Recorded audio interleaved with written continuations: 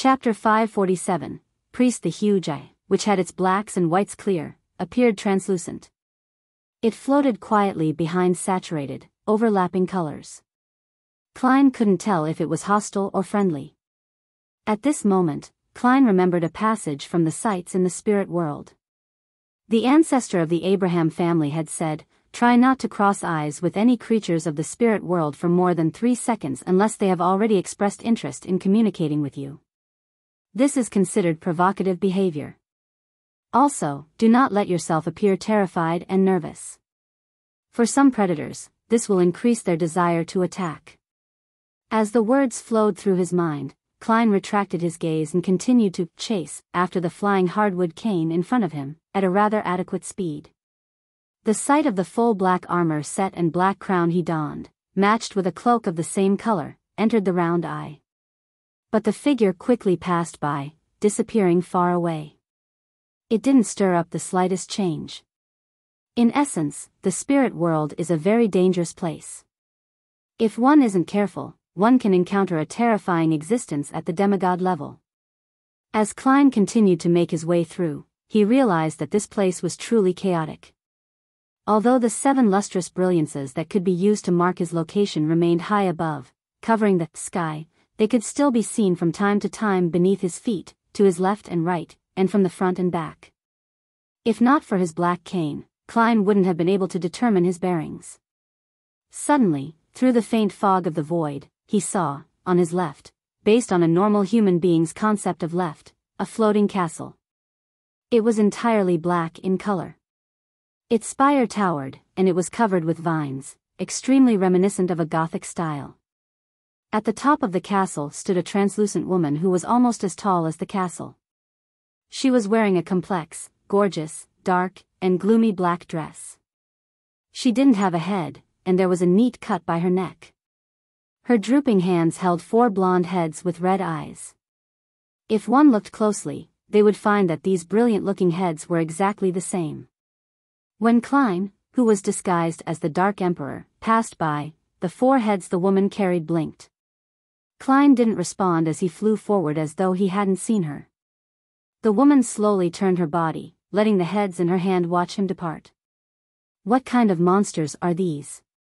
As the thought flashed through Klein's mind, he saw the black cane plummet rapidly. He hurriedly chased after it, once again experiencing the feeling of a free fall. About 8 seconds later, a faintly discernible collapsed building appeared in front of him. Outside of the building floated a spirit world creature which resembled a giant jellyfish. It extended transparent, sticky tentacles, and pulled the surrounding area into its own territory. At the end of each tentacle grew a white skull with deep eye sockets. It kept shaking as it floated about with light but slow movements. The black cane passed through the strange creature of the spirit world and hovered in front of the almost illusory collapsed building. Found it?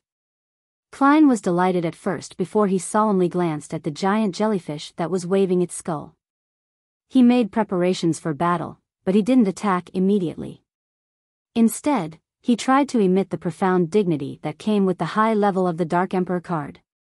His eyes indifferently stared at the eye sockets that were deeply recessed.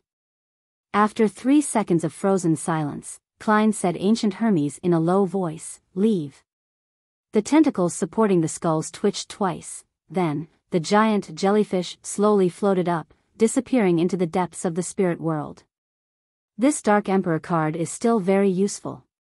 I was already considering throwing Mr. Azek's copper whistle. The descendants of death should still have some standing in the spirit world. Klein breathed a sigh of relief and descended, grabbing the black hardwood cane. Then, he fell into the collapsed building ruin, with a sense of anticipation. For him, even if the Church of Storms and the kingdom's military had found this place ahead of him and had taken away the most valuable items, he would still be satisfied as long as there were still some remaining. Even if there's nothing else, it'll be sufficient for me to explore an elven ruins and see what information they left behind. When Klein passed through an ethereal barrier that resembled a curtain, he felt the air around him suddenly become thick and heavy. A shimmering wave of light appeared around him, coming from the deep blue water that filled the area. At the bottom of the sea was an ancient, dark ruin. All the buildings had either collapsed or half collapsed. A huge pillar, carved with strange patterns and symbols, extended out from the middle. It appeared to be heading straight up to the top, as if it had supported the place in the past, but now it was broken and was leaning on the top of a nearby building. Klein recognized this place, as well as the pillar. It was the hiding place of sea god Calvetua, a hidden place where reality blended with the spirit world. At this very moment, an unwilling, pained, angry, and crazed scream echoed in the air. It didn't weaken in the slightest. That scream was precisely the same howl of hatred that Calvetua had let out before its death. It's really dead. Holding the black cane, Klein landed on the greenish-gray stone road in front of the ancient ruins. On both sides of the road stood pillars that were neither thick nor tall, and on them were also strange patterns that were different from the symbols and magic labels from before. At the bottom of each stone pillar, there was a figure sitting beside it. Some of them wore ancient robes, while some wore brown jackets that were fashionable nowadays. As soon as they sensed someone approaching, they raised their swords, axes, and other weapons, stiffly but quickly. They turned to where Klein was, revealing their weathered, grayish-black faces and their shriveled bodies which were devoid of any flesh or blood. Their eyes, feverish and numb, were fixed on Klein, who was wearing a black crown and black armor. Calvetua's devotees. However, this also means that the Church of Storms and the kingdom's military haven't found this place yet. Klein sighed and injected his spirituality into the sun brooch. He muttered a word in ancient Hermes, holy. He activated the sun brooch's holy oath, and through the corresponding word in ancient Hermes, he temporarily added a holy attribute to the damage he dealt with his attacks. Pa! Klein flicked his wrist and threw his cane. He bent his body slightly and charged towards the first sea god guard who came rushing over. While running at high speed, Klein suddenly turned left and dodged the enemy's axe. He then swung his arm backwards and used his cane to draw a clear grayish-white crack on the enemy's body. Pure golden flames silently rose from within the crack, wrapping around the sea god guard and burning it until it was on the verge of collapse. Bam! Klein exerted strength into his feet and stomped past the enemy. Behind him, the completely desiccated sea god guard finally collapsed, turning into ashes within the golden flames. Tap! Tap! Tap! Klein bent his back, quickly moving forward, sometimes to the side, and sometimes diagonally as he passed by each of the sea god guards. At the same time, he brandished his cane, whipping, stabbing, cleaving, and slashing, leaving different marks on the guards that resembled desiccated corpses. Tap! Tap! Tap! Klein passed through the road and arrived in front of the half-collapsed ruins. Behind his gently fluttering black cloak, the sea god guards bloomed into golden torches, lighting up the greenish-gray stone slate and the patterned pillars. Amidst the chaos, the guards fell down, one after the other, and no longer moved. Klein went up the steps and entered the building where the half-collapsed pillars were. The first thing that entered his vision was an unimaginably huge blue sea serpent. The scales all over its body were slippery, and they were covered with patterns that were similar to the symbols inside the ruins. Its gaping jaws bit into a pillar, its curved milky white fangs sinking in. Its body below its head height was slumped across the ground. Its coiled body occupied about a third of the expansive hall, like a small, blue hill.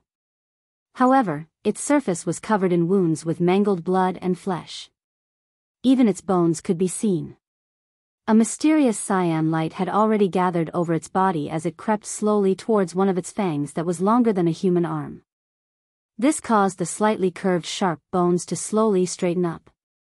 Its dying cry reverberated in the air, causing Klein's corporeal spirit body to show signs of instability. At this moment, an old man wearing a clergyman's cap was lying beside Calvetua's body. His hair was gray, and his body was like a gray rock.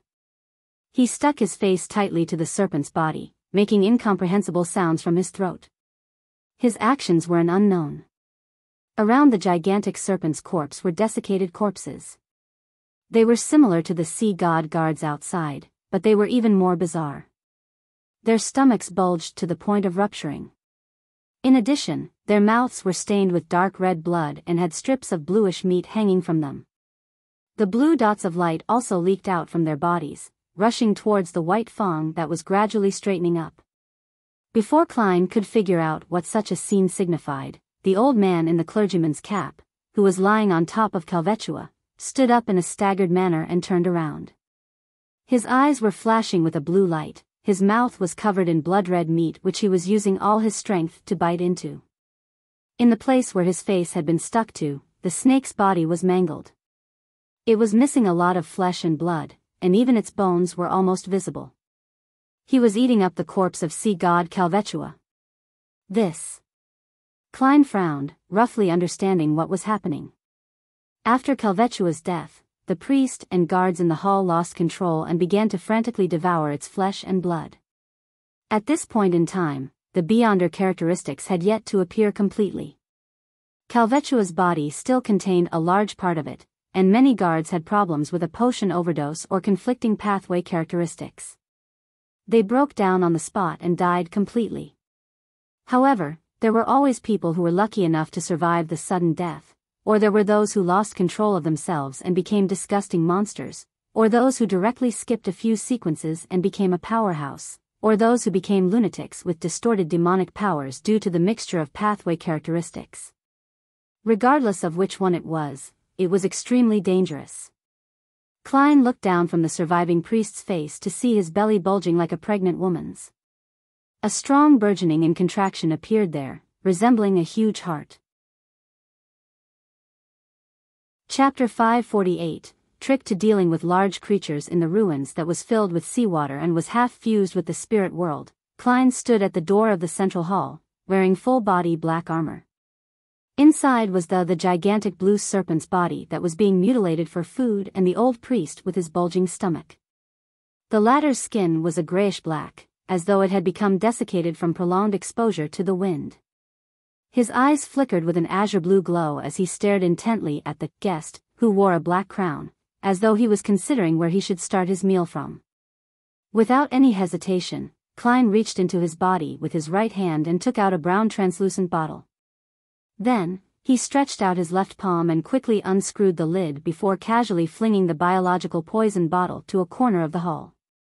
In this environment, which was half submerged under the sea, other than fire of light which could consume the undead and evil, no other flames could exist, thus, it also limited two important powers of Klein's magician sequence. Therefore, he could only push his other advantages to the limit right from the very beginning. At the same time as when he threw out the biological poison bottle, Klein's left glove quickly became resplendent, as if he was reflecting the light of the noon sun. Around his body, the undulating seawater was stained with a golden color as it spread outwards, layer after layer. This was the priest of light's power from the creeping hunger, light of purification. The old priest who had eaten part of sea god Calvetua's body was certainly not civilized and polite enough to just watch Klein prepare for battle in a chivalrous manner. The blue light in his eyes suddenly bloomed, and his bloated belly once again swelled.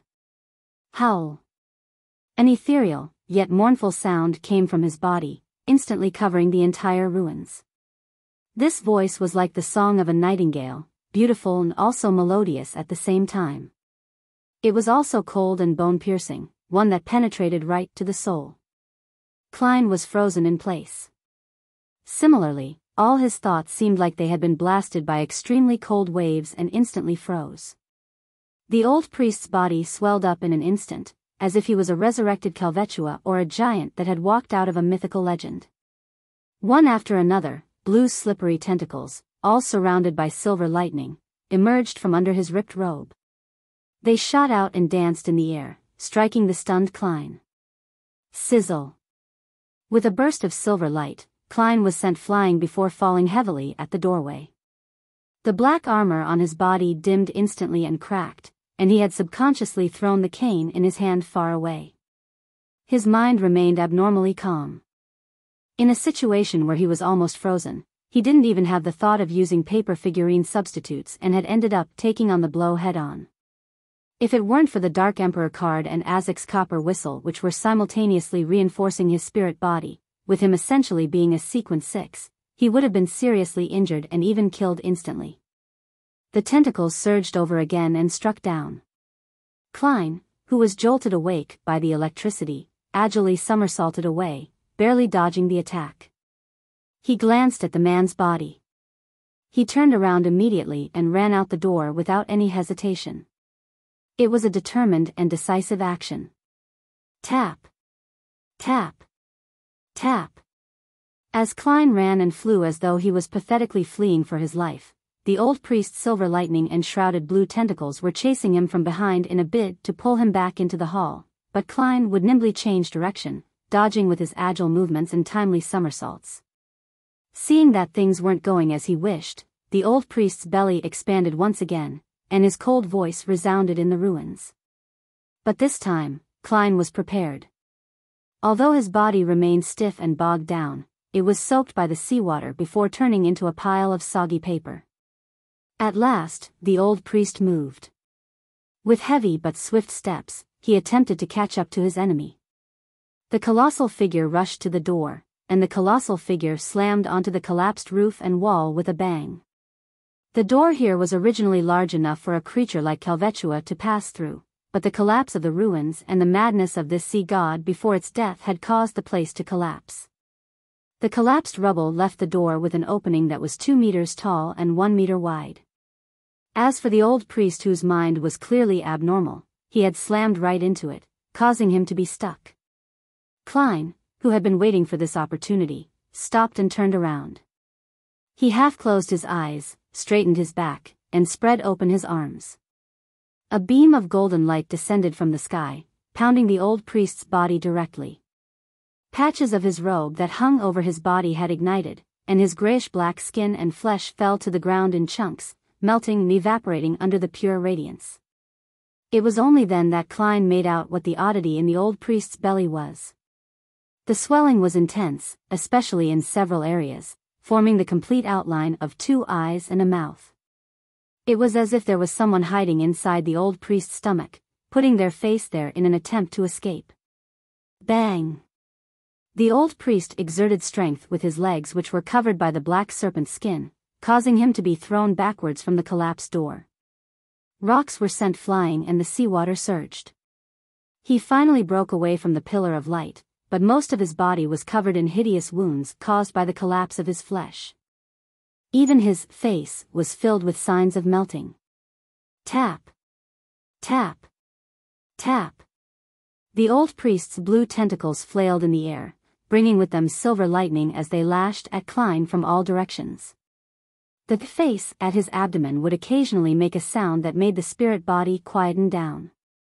Klein engaged in either running, somersaulting, circling, or calmly twirling around with his opponent. He would go in the opposite direction when his opponent headed in one, just like a wild dance between 2 people. During this process, he relied on paper figurine substitutes to withstand the ethereal, yet cold shrieking again and again.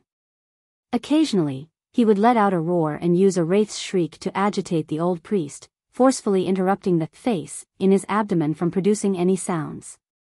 Time passed, second by second, and the crazy, old priest who had been keeping his hands down, suddenly raised them and pressed them against his stomach. He pulled with his arm, forcefully tearing the silhouette of the mouth into a gash. Blue pus gushed out of it as a dense array of sharp teeth grew out. With another roar, the seawater around him gushed towards the mouth, forming the terrifying whirlpool that Calvetua had previously created.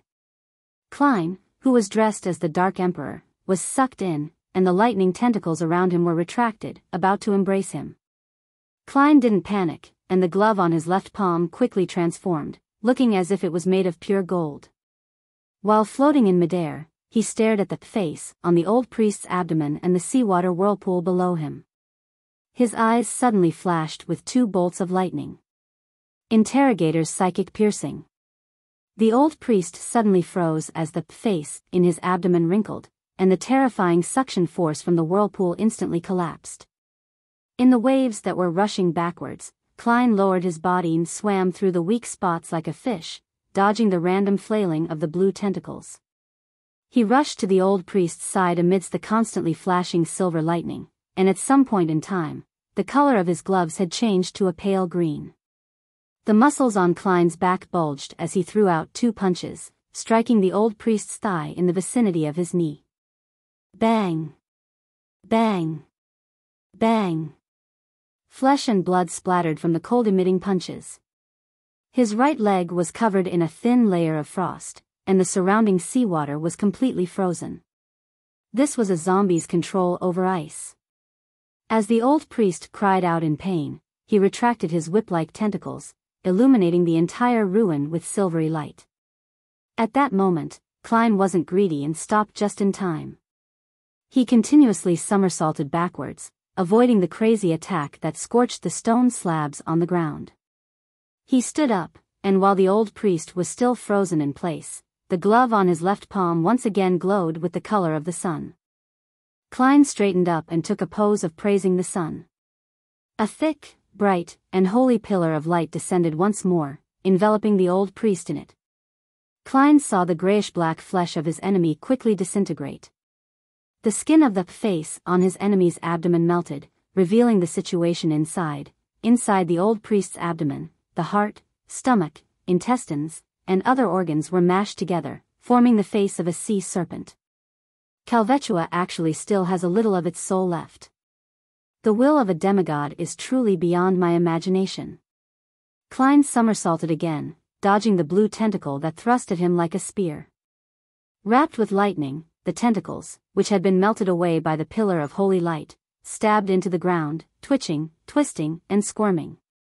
The bright and clear light quickly disappeared, and the sinister serpent's face on the old priest's abdomen stubbornly opened its mouth once again. At that moment, the old priest himself had bent his waist and let out a fit of violent coughs. The effort on the serpent's face came to an abrupt halt. The biological poison bottle had finally shown its effects. Klein didn't miss the opportunity. He stood up straight again and spread his arms out as though he was hugging the sun. A pillar of light with many golden flames illuminated the area. The old priest's figure first bent before shrinking, as if evaporating into thin air. The serpent face at his abdomen let out a shrill cry before completely vanishing.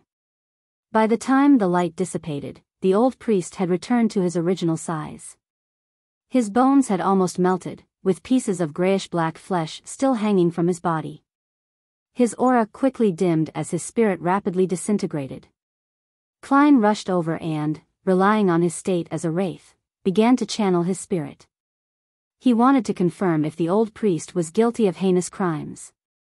He felt that he needed to maintain his bottom line, which was something he wished for and a precaution against corruption and madness. All of a sudden, he saw images of the old priest presiding over the living sacrificial rituals. Without hesitation, Klein reached out with his left hand to let the long-starved glove taste a delicacy. Flesh, blood, spirituality, and bone quickly surged into the gaping mouth of his palm, along with specks of blue light that came with some darkness. During the spirit channeling, Klein confirmed that the old priest was previously a soul assurer.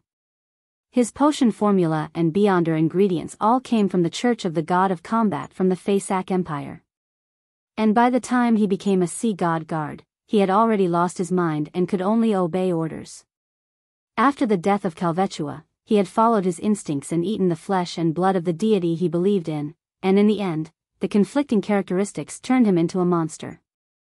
Just as creeping hunger was satiated, all the beyonder characteristics on the ground suddenly stirred, turning into a hurricane and sweeping into the hall before plunging into the white fong that was no longer curved.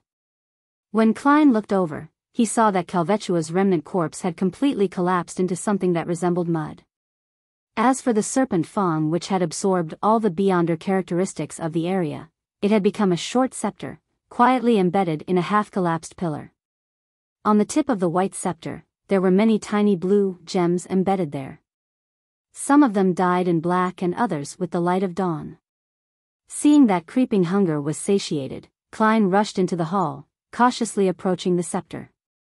Before he really came into contact with the scepter, he heard layers of illusory prayers ringing in his ears, and he saw illusions. He saw worshippers prostrating and praying, as well as members of the resistance crying over the shattered statues of their god. Chapter 549. High Elf. As the layered sounds of the illusory pleas rang in his ears, Klein felt as though he possessed a corporeal body. The deepest part of his head throbbed with pain, so much so that he yearned to slam his head into the wall to alleviate the pain with more pain. The scenes of different people praying to him made him feel an uncontrollable and abnormally terrifying sense of dizziness.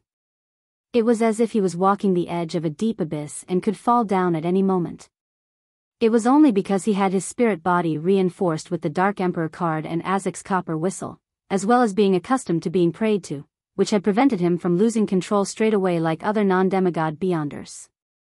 They would have already collapsed to the ground in pain, turning into a monster or erupting into a mess of flesh and blood.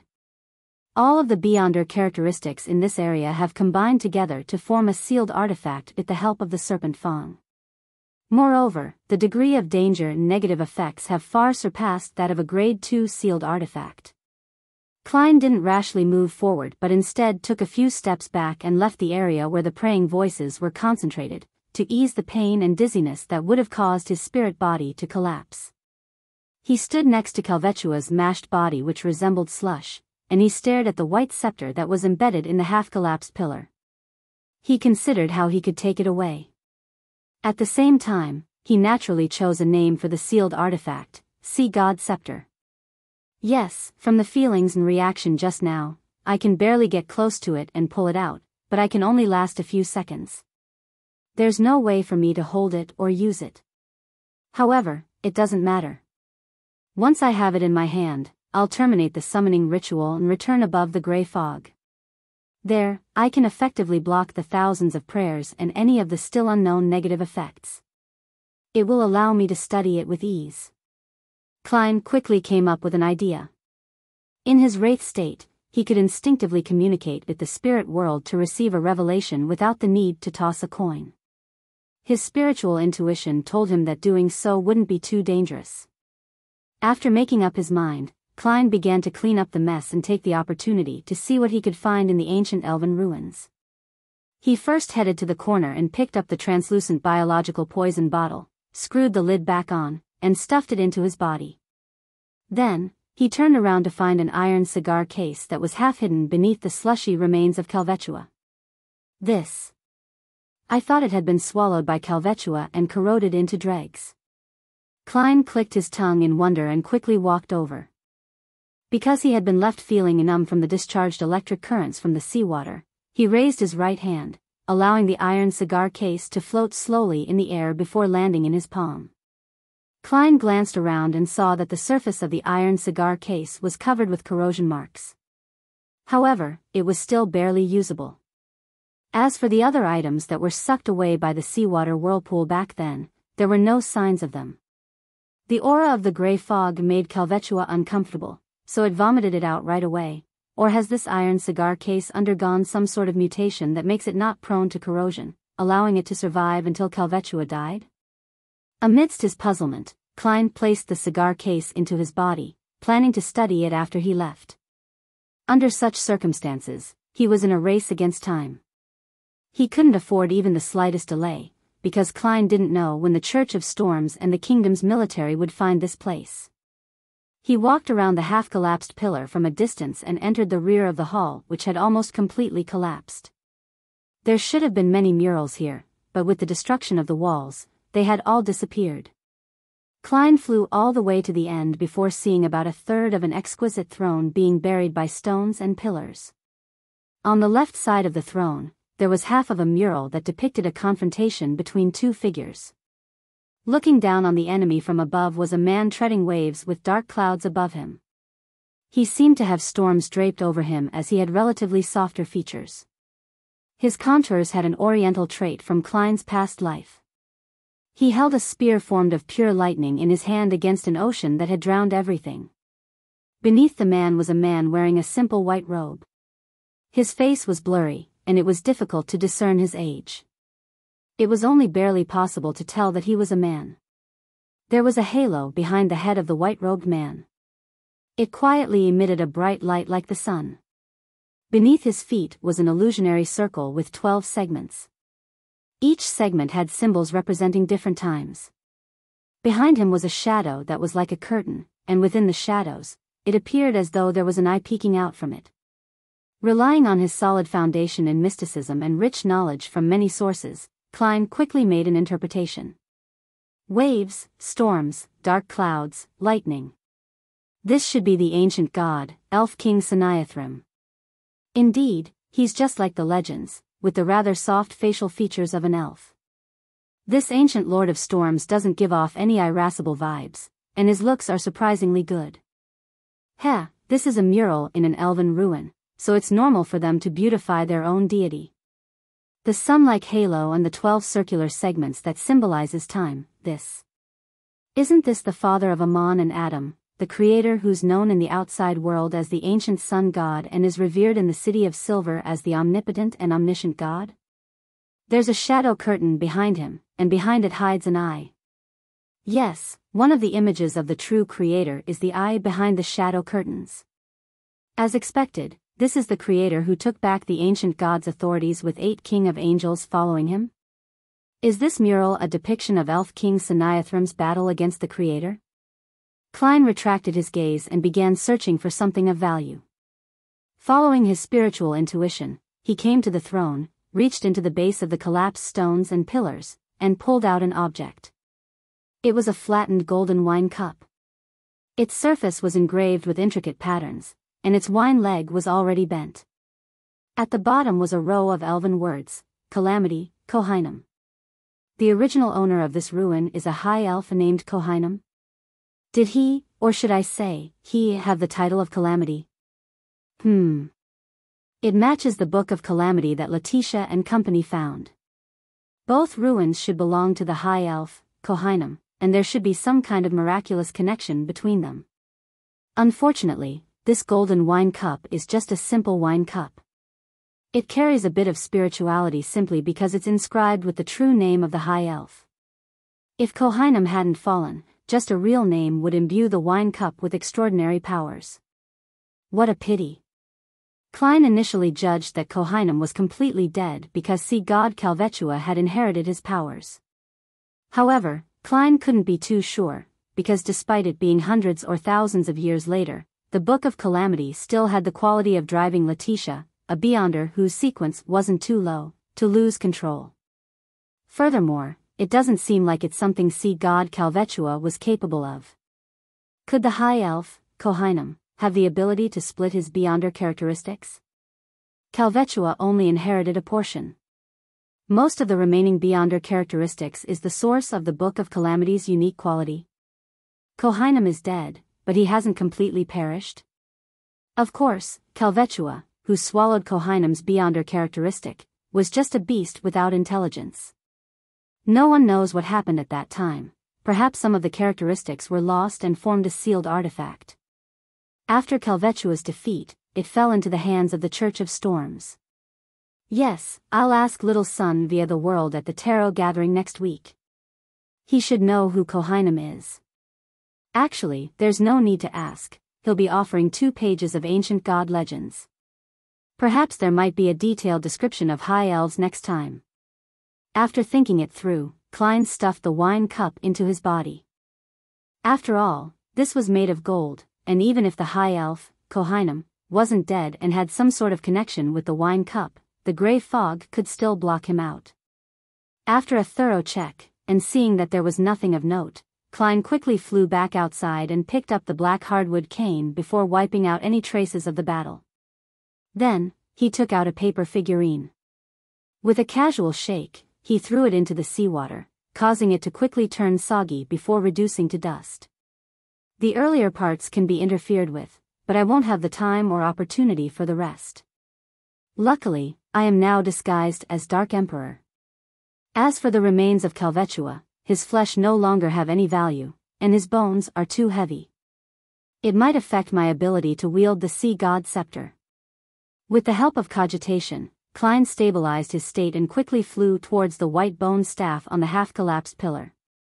Again, the sounds of illusory pleas filled his ears. Either pious, crying, fanatic, or numbed worshippers filled his vision, and the throbbing dizziness became more and more intense. Relying on his rich experience and the spirit-body reinforcement from using the Dark Emperor card and Azek's copper whistle, Klein barely managed to hold on until he finally arrived beside the sea god scepter. He extended his right hand, and he grasped the middle section of the white bone scepter. As soon as the two made contact, the scene before Klein's eyes became clear, and the buzzing sound beside his ears instantly became real. He saw the bald, wheelchair-bound rebel, Kalat, collapsed on the ground, struggling to reach the shattered figurine of Calvetua, chanting its honorific name over and over, his eyes filled with despair. He saw Edmonton, with his blue sea serpent tattoo, prostrating himself in front of another Calvetua figurine which was strangely bleeding, constantly knocking his head against the ground, creating a bloody mess. In the slums, he saw believers hiding in their homes, weeping and praying numbly. Klein's black armor couldn't support his body anymore as it quickly collapsed. At the same time, his solidified muscles tightened as he exerted strength with his hands. Amidst the layers of resonating prayers and numerous clear scenes, he suddenly pulled out the short white bone staff that symbolized the sea god's authority. Whoosh! The seawater in the ruins surged violently, either churning or transforming into a whirlpool. Klein calmly held onto the sea god's scepter with his pitch-black crown before immediately vanishing. He directly returned above the gray fog. When the familiar towering palace entered his sight, the sounds of praying and the hallucinatory scenes in front of him had already disappeared. Sitting on the high-back chair belonging to the fool, Klein lifted his right hand and examined the sea god's scepter inlaid with blue gems and stained with some darkness and the light of dawn. Countless points of light floated around the sealed artifact. Each point of light seemed to correspond to a praying believer. This caused the milky white body of the scepter to glow with psychedelic and holy streams of light. At this moment, Klein felt like this scepter was the true body of the sea god.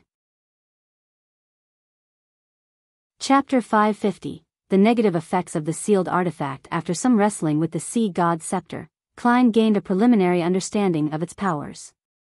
It could create tsunamis, create hurricanes, produce torrential rain, and bring forth lightning. It could allow a person to fly in the sky and roam the seabed with almost no restrictions. It was nearly indestructible and could be used to smash an enemy's head in. It allowed the wielder to never get lost without the existence of any other powerful factors. It would provide an unimaginable level of balance, drive many sea creatures to do one's bidding, respond to prayers from believers, and also allow the wielder to obtain the same kind of strength as a sea monster. It was equivalent to making the wielder the ruler of an entire expanse of the sea. To Klein, this was already considered at the level of a deity. Even on Earth, he could resist an aircraft carrier formation. Although he was sequence 6 with plenty of pragmatic beyonder powers, making him a genuine powerhouse, a legendary figure, in the eyes of ordinary people, he was still weak in essence. He was still closer to man rather than God. If the situation was right, a revolver would be able to finish him off. Of course, his resurrection and act of climbing out of a coffin was a whole other matter. As for the powers of the sea god's scepter, they had all surpassed the level of man. In the folklore and in the hearts of the common man, he possessed the powers of deities and devils. No wonder Beyonders are called demigods from sequence 4. They truly are more like God than man. Klein silently sighed with emotion, and then he made a self-deprecating comment. If I use the sea god's scepter under normal circumstances, I can already be a high-ranking deacon of the Nighthawks, becoming one of the 20-odd people with the most power in the church. If Ince Zangwil didn't have 0-08 and was at sea, I could immediately seek revenge on him. There might even be a small chance of success. But can I use the sea god's scepter normally? No. Klein had already discovered that the negative effects of the sea god's scepter were staggering. In the Church of Evernight, it could easily obtain the evaluation of a Grade 1 sealed artifact, and countless researchers would have to die to figure out the best sealing and usage methods. The sea god's scepter had a total of 3 negative effects. First, it made the wielder irritable, making them prone to anger and turning rash as a result. Second, it periodically froze all thoughts of biological creatures in a certain range before draining their blood, including the wielders. As for how huge the range was and what the exact period was, Klein, who wasn't a professional researcher, couldn't give a precise description. He could only give a rough estimate that the range was from 600 meters to 1 kilometer and the period was 20 minutes to 35 minutes. Third, it would gather and display the prayers of worshippers, both audio and visual. This very easily caused a non-demigod wielder, who had a lacking spirit, to break down and lose control. The first negative effect is still alright.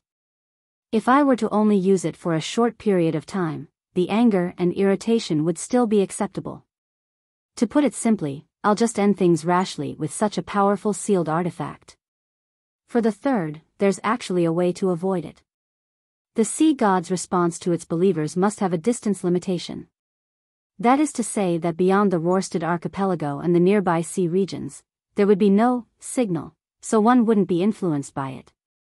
Yes, if it's constantly placed above the gray fog, I believe this can break the distance limitation. The prayers' voices and scenes would be screened, turning into points of light. It wouldn't affect me in any way.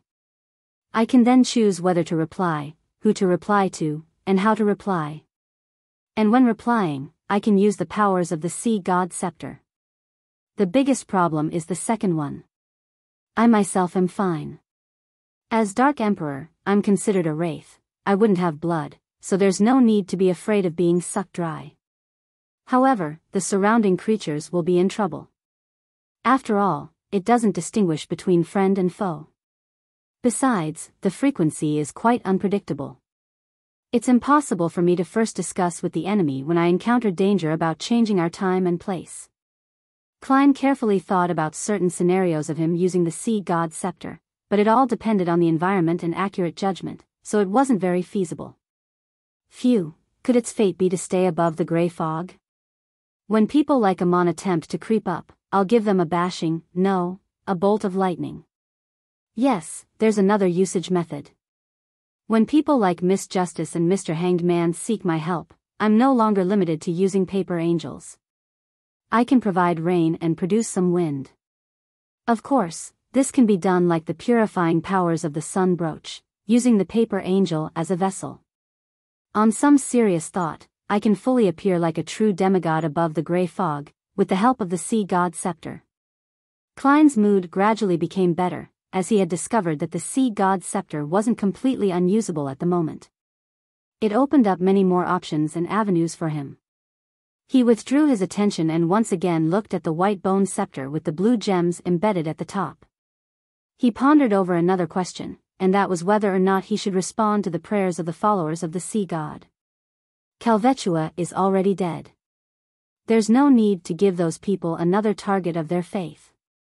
But, even if the living priests and high-ranking members of the resistance notice the abnormality and no longer receive any responses, they still wouldn't accept the worst outcome for a long period of time. People will often hold out hope and are accustomed to comforting themselves and hypnotizing themselves.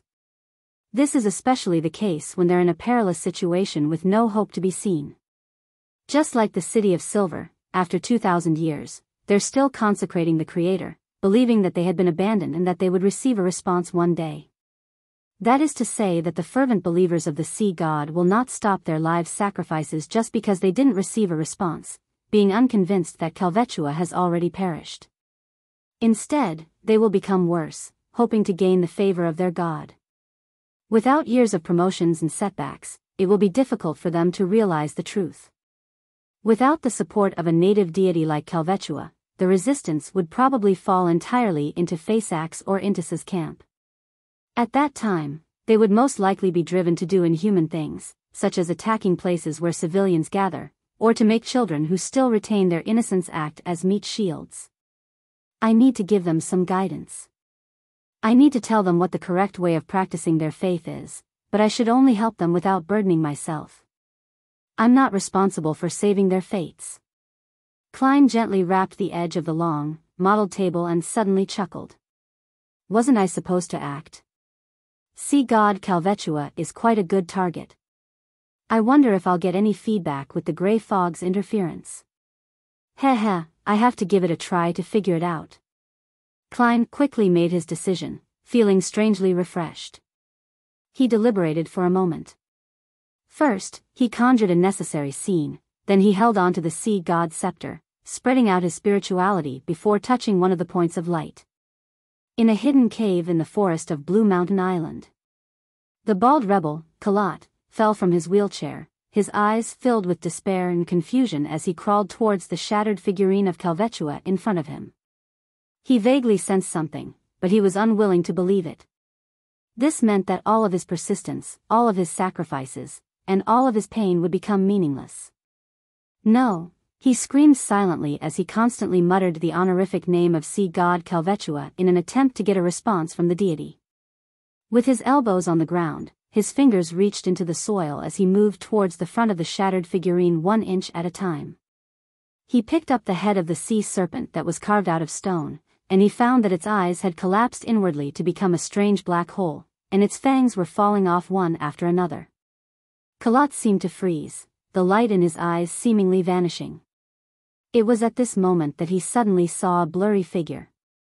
Behind the figure was a dark blue tsunami surging into the sky and streaks of silver lightning that branched out like tree branches. Amidst his shock, Kalat instinctively lowered his head, an unimaginable sense of joy surging inside him. He saw that the figure's feet were surrounded by waves, and there were hurricanes swirling around him. The figure was majestic and holy, high and almighty. Then, he heard a calm and magnificent voice. "I have returned." As his voice echoed in the air, Kalat teared up for some inexplicable reason. 10 minutes after Klein left the bottom of the sea ruin which was half merged with the spirit world. The seawater that filled this place suddenly churned and flowed backward. In just 20 to 30 seconds, the inside of the elven ruin was so dry that it resembled dry land. A fresh hurricane blew in, bringing in breathable gas. One figure after another descended from the hurricane, and leading them was a tall and brawny middle-aged man.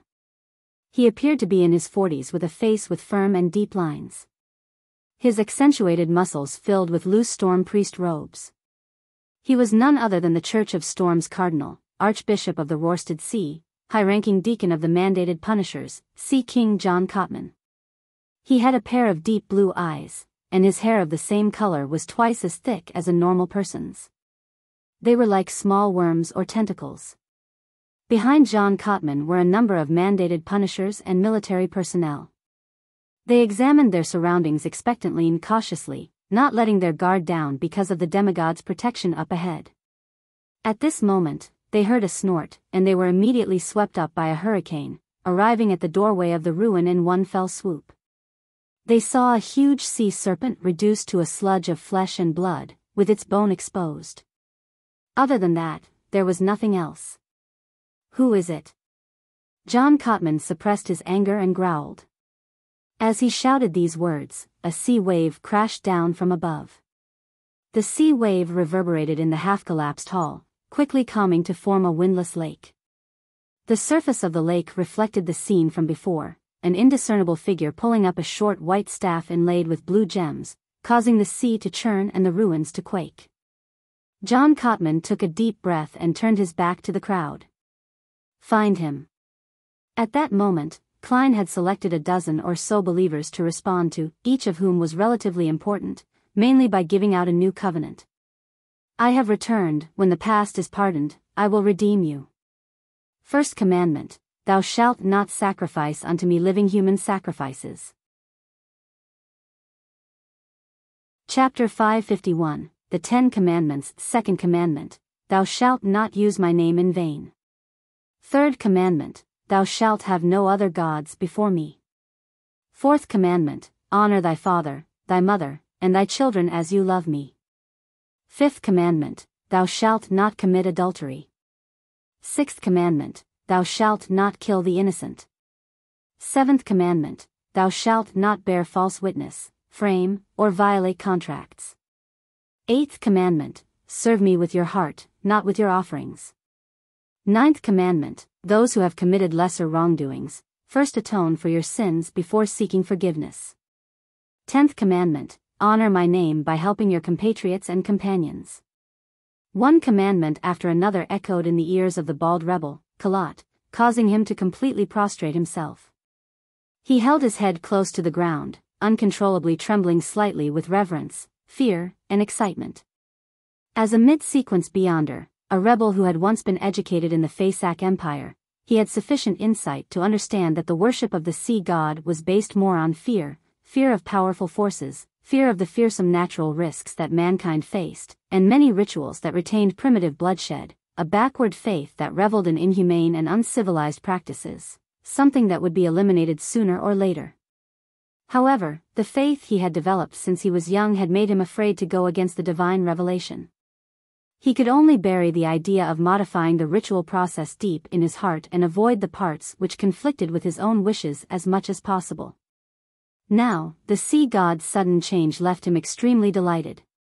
It was as if he could see the so-called primitive totem, that outsiders claimed it to be, evolving into a true god. Blessed are we, blessed are the rebels, blessed are the true believers. In his blurred vision, Kalat raised his head, spread his hands sincerely, and placed them against his mouth. I will abide by your teachings as if I am praising your name. The blurry figure in front of him disappeared, the magnificent voice by his ears vanished, and the scene in the cave returned to its original state. However, Kalat knew that everything was no longer the same. He moved his elbows several times and quickly crawled back to his wheelchair.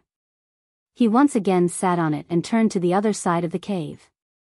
Kalat quickly met with Edmonton. This member of the resistance with a blue sea serpent tattoo was standing in front of the deity figurine that was bleeding abnormally. His forehead was a mix of scarlet red and black, dirty and gruesome. However, Edmonton's expression was joyful, excited, and satisfied. He looked at Kalat and blurted out, "Did you receive the revelation?" "Yes, it's the aura of God, just like before." Kalat nodded in excitement. Not only has God rebuilt the earth, but he has also rebuilt his covenant. Edmonton let out a sigh of relief. I was even suspecting that I was hallucinating before. It seems like as long as an outsider touches the holy sword, God will be able to walk the land again. There's no need for it to be completely lifted. Kalat chimed, "Indeed. The reason why the deity figurine shattered and bled is because God has changed his image. We must build a new one. Just like the scenes we saw earlier. God also showed his sacred emblem. Above the symbol of the waves, there was a scepter in the shape of lightning, surrounded by strong winds," Edmonton said as he recalled. Kalat immediately patted the armrest of his wheelchair. "Let's find the high priest right now. He should have also received the revelation. We will usher in a new world." Above the gray fog, Klein put down the sea god's scepter and rubbed his temples in exhaustion. He had noticed a problem earlier. The sea god's scepter could respond to ritualistic magic, which meant that it could provide a certain amount of strength to help the worshipper complete the ritual and achieve their goals. However, it could only be concentrated within his domain and could not exceed the limit. Whatever could be done was relatively limited. For example, the Evernight goddess could use a method of influencing fate to let her believers naturally obtain the money they needed and pay their debt. As for the sea god's scepter, it could at most produce fake money on the altar, and after a while, it would become ineffective and return to its true form. This is the difference between a false god and a true god. Besides, apart from the gray fog, as long as it fulfills the procedure in prayer, the sea god's scepter is capable of automatically responding to ritualistic magic, unless it will use up more than half of its power in one go. This might be why the steps to ritualistic magic are extremely important. Above the gray fog, prayers will be screened, reduced to points of light. The sea god's scepter is unable to automatically respond, hence, requiring me to manually handle them. This makes it relatively troublesome. It's impossible for me to stay here all day. Of course, there's also a benefit to it, as long as the prayer doesn't have any mistakes, and it is accurately pointed towards the sea god's scepter, regardless of how perfunctory the ritual is, they will be able to receive a response. The only criteria is that I'm in a good mood. I'll think of a solution when I'm free. I'll make it so that even if the sea god's scepter is above the gray fog, it will be an automated answering machine. Produce a paper angel? That's useless, as it doesn't have any soul injected into it. Make a mechanical and rigid puppet to handle the repeated and trivial ritualistic magic? I wonder if a Nimblewright master has powers related to this. At the very least, Rosago only showed traits of controlling a person like a puppet. As Klein's thoughts slowly settled, his eyes moved to the iron cigar case. After some research, he discovered that this cigarette case that had a severely corroded exterior had undergone some abnormal changes. It was firmer, tougher, and more resistant to corrosion. However, it was still within a comprehensible and acceptable range of normal humans. It isn't equipped with any special properties. However, if it were placed here for a few years, decades, or even longer where it holds beyonder characteristics and mystical items, perhaps it could really evolve into a sealing case, whose effects would gradually fade one day. The corner of Klein's mouth twitched, and he turned his head to look at the junk pile in the corner. They were covered by the gray fog, almost blending in with the surroundings. Heh. Klein laughed dryly and looked away. He fiddled with the crushed golden wine cup again, confirming that there was nothing wrong with it. After doing all this, he entered the real world and summoned himself once more to bring the sun brooch and other items back to his room in the inn. At this very moment, the clouds in the sky had disappeared, and the moon was scattering its crimson tranquility. The entire city of generosity, Biyao, remained asleep in its dreams. 9 a.m., Cathedral of Waves. Alger was summoned, and by using the excuse of a confession, he once again met the diocese bishop, Chogo. Look for this person. Chogo handed over the portrait in his hand. Another mission. What's going on recently? Alger muttered in his mind as he unfolded the piece of paper. When he saw the contents of the portrait, he almost couldn't control his laughter. It was impossible to tell if the figure in the portrait was male or female, or what they looked like. How was he supposed to find them? In a split second, he thought of something and didn't try to hide his change in mood. Instead, he deliberately blurted out, "Who is this?" The portrait depicted an unusually blurry and mysterious person, with no characteristics that could be used to aid in a search. There was no such mission yesterday. A sudden demand to pursue this person this morning. What happened last night?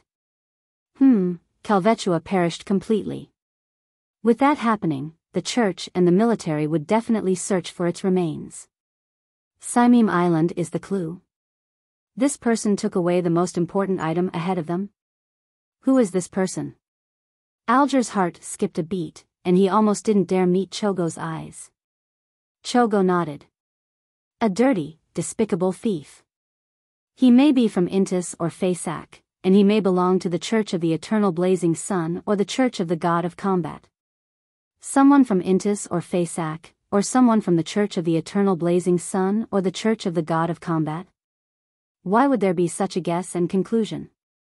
His Eminence John Cotman only received little information at the scene and was unable to pinpoint the target?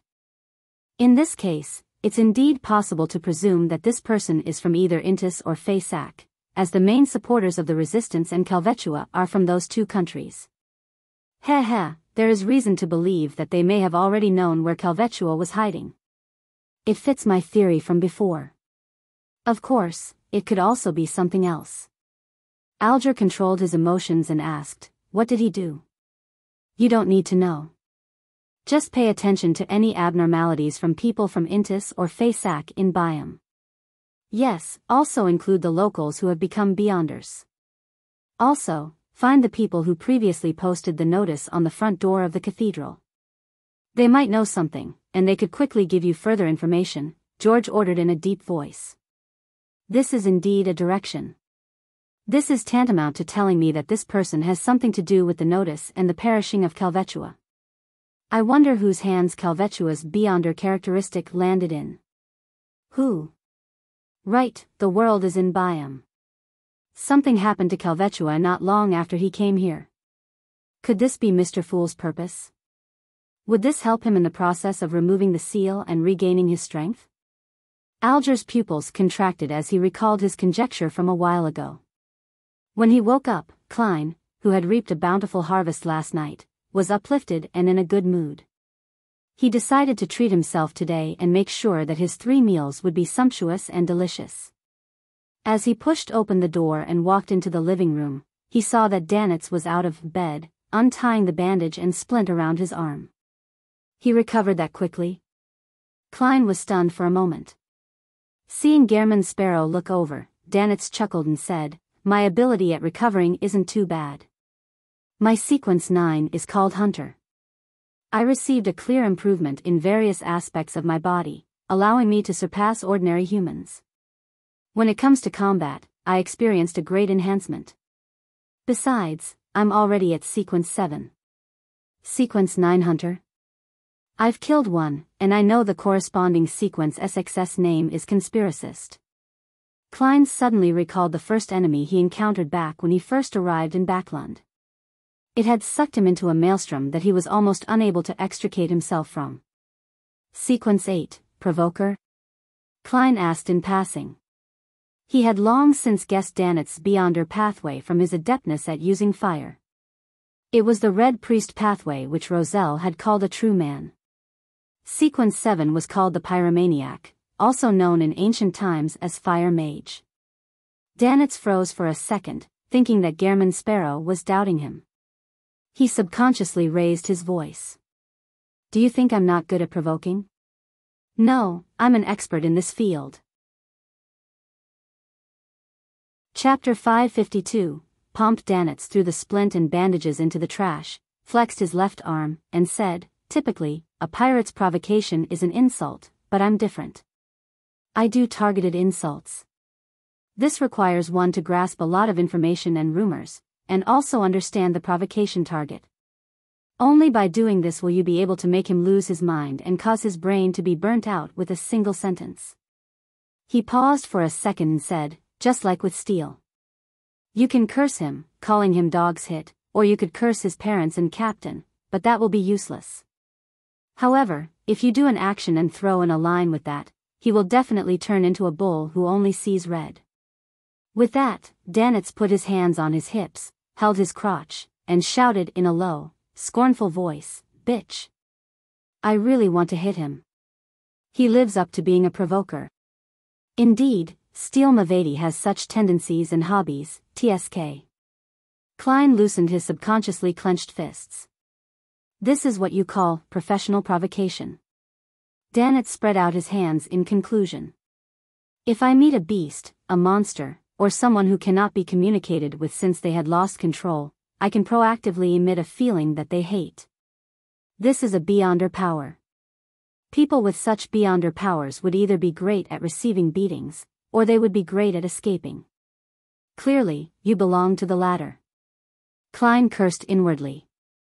Without having to worry about his injured left arm, Danitz was in a good mood as he continued, "Actually, I'm very good at setting up traps. It's a pity that you didn't agree with my plan when hunting Steel Mavedi." Klein resisted the twitching of his mouth as he calmly replied, "You still have a chance." "What chance?"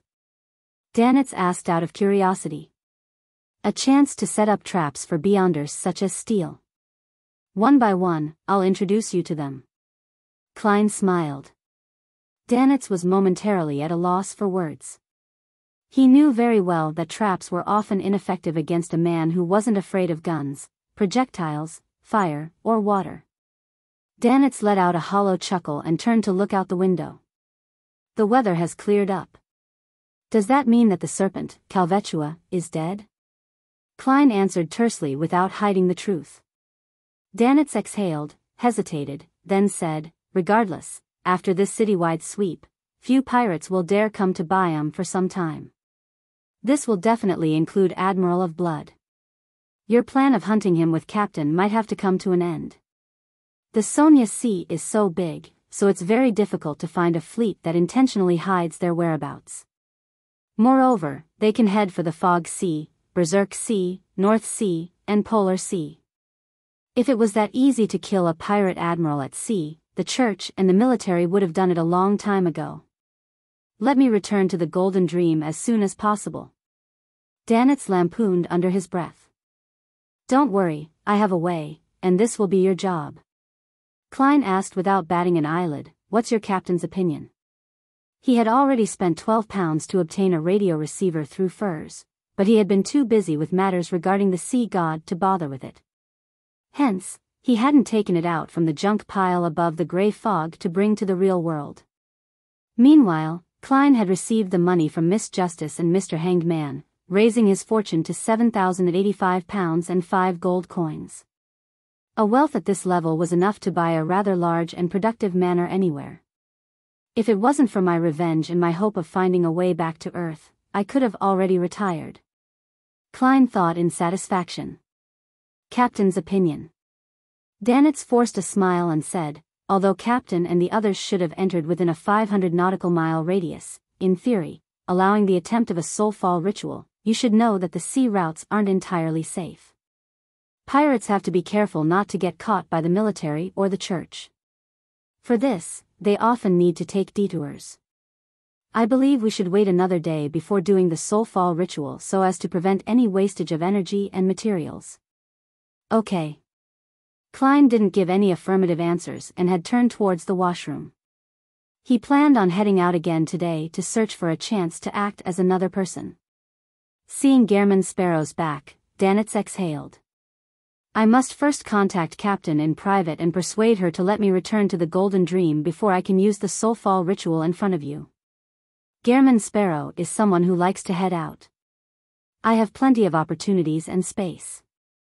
Heh, don't tell me that he enjoys shopping. Danitz thought, curling his lips. After leaving the Cathedral of Waves, Alger Wilson went straight for the Ralph Trading Company in reflection and found the owner, who was reading a newspaper. He was well aware that this middle-aged man, in formal attire, a bow tie, and glasses, was a veteran pirate. He supported the resistance in secret and reverently worshipped sea god Calvetua. What is it, our captain of a ghost ship? Ralph put down the newspaper, crossed his right foot over his left, and smiled leisurely. He was an illegitimate child. His father was an adventurer of Lone and Faysac blood, and his mother was a native. He had made his fortune by becoming a pirate, then being a merchant that did business with both pirates and the officials. He established a vast network of connections that provided him with help at the Governor General's office, the city council, and the police station. Upon hearing Ralph's question, Alger almost frowned, because the man's attitude and tone were rather abnormal. This abnormality was a state that wasn't in accordance with Alger's expectations. In his opinion, after the fall of sea god Calvetua, he was certain that there would definitely be bad omens in the Rorstad archipelago. The pious believers would definitely sense that something was amiss, either feeling apprehensive or downcast, so how could they still be so relaxed and natural? Alger didn't directly mention Calvetua. Instead, he chuckled and asked, "Do you know where Kovaro has been recently?" Kovaro was the pirate captain who possessed the Beyonder characteristic of the Sanguine Baron. It was said that he was once a sailor aboard the Dark Emperor, and that he was part of the periphery forces of the King of the Five Seas, Nast.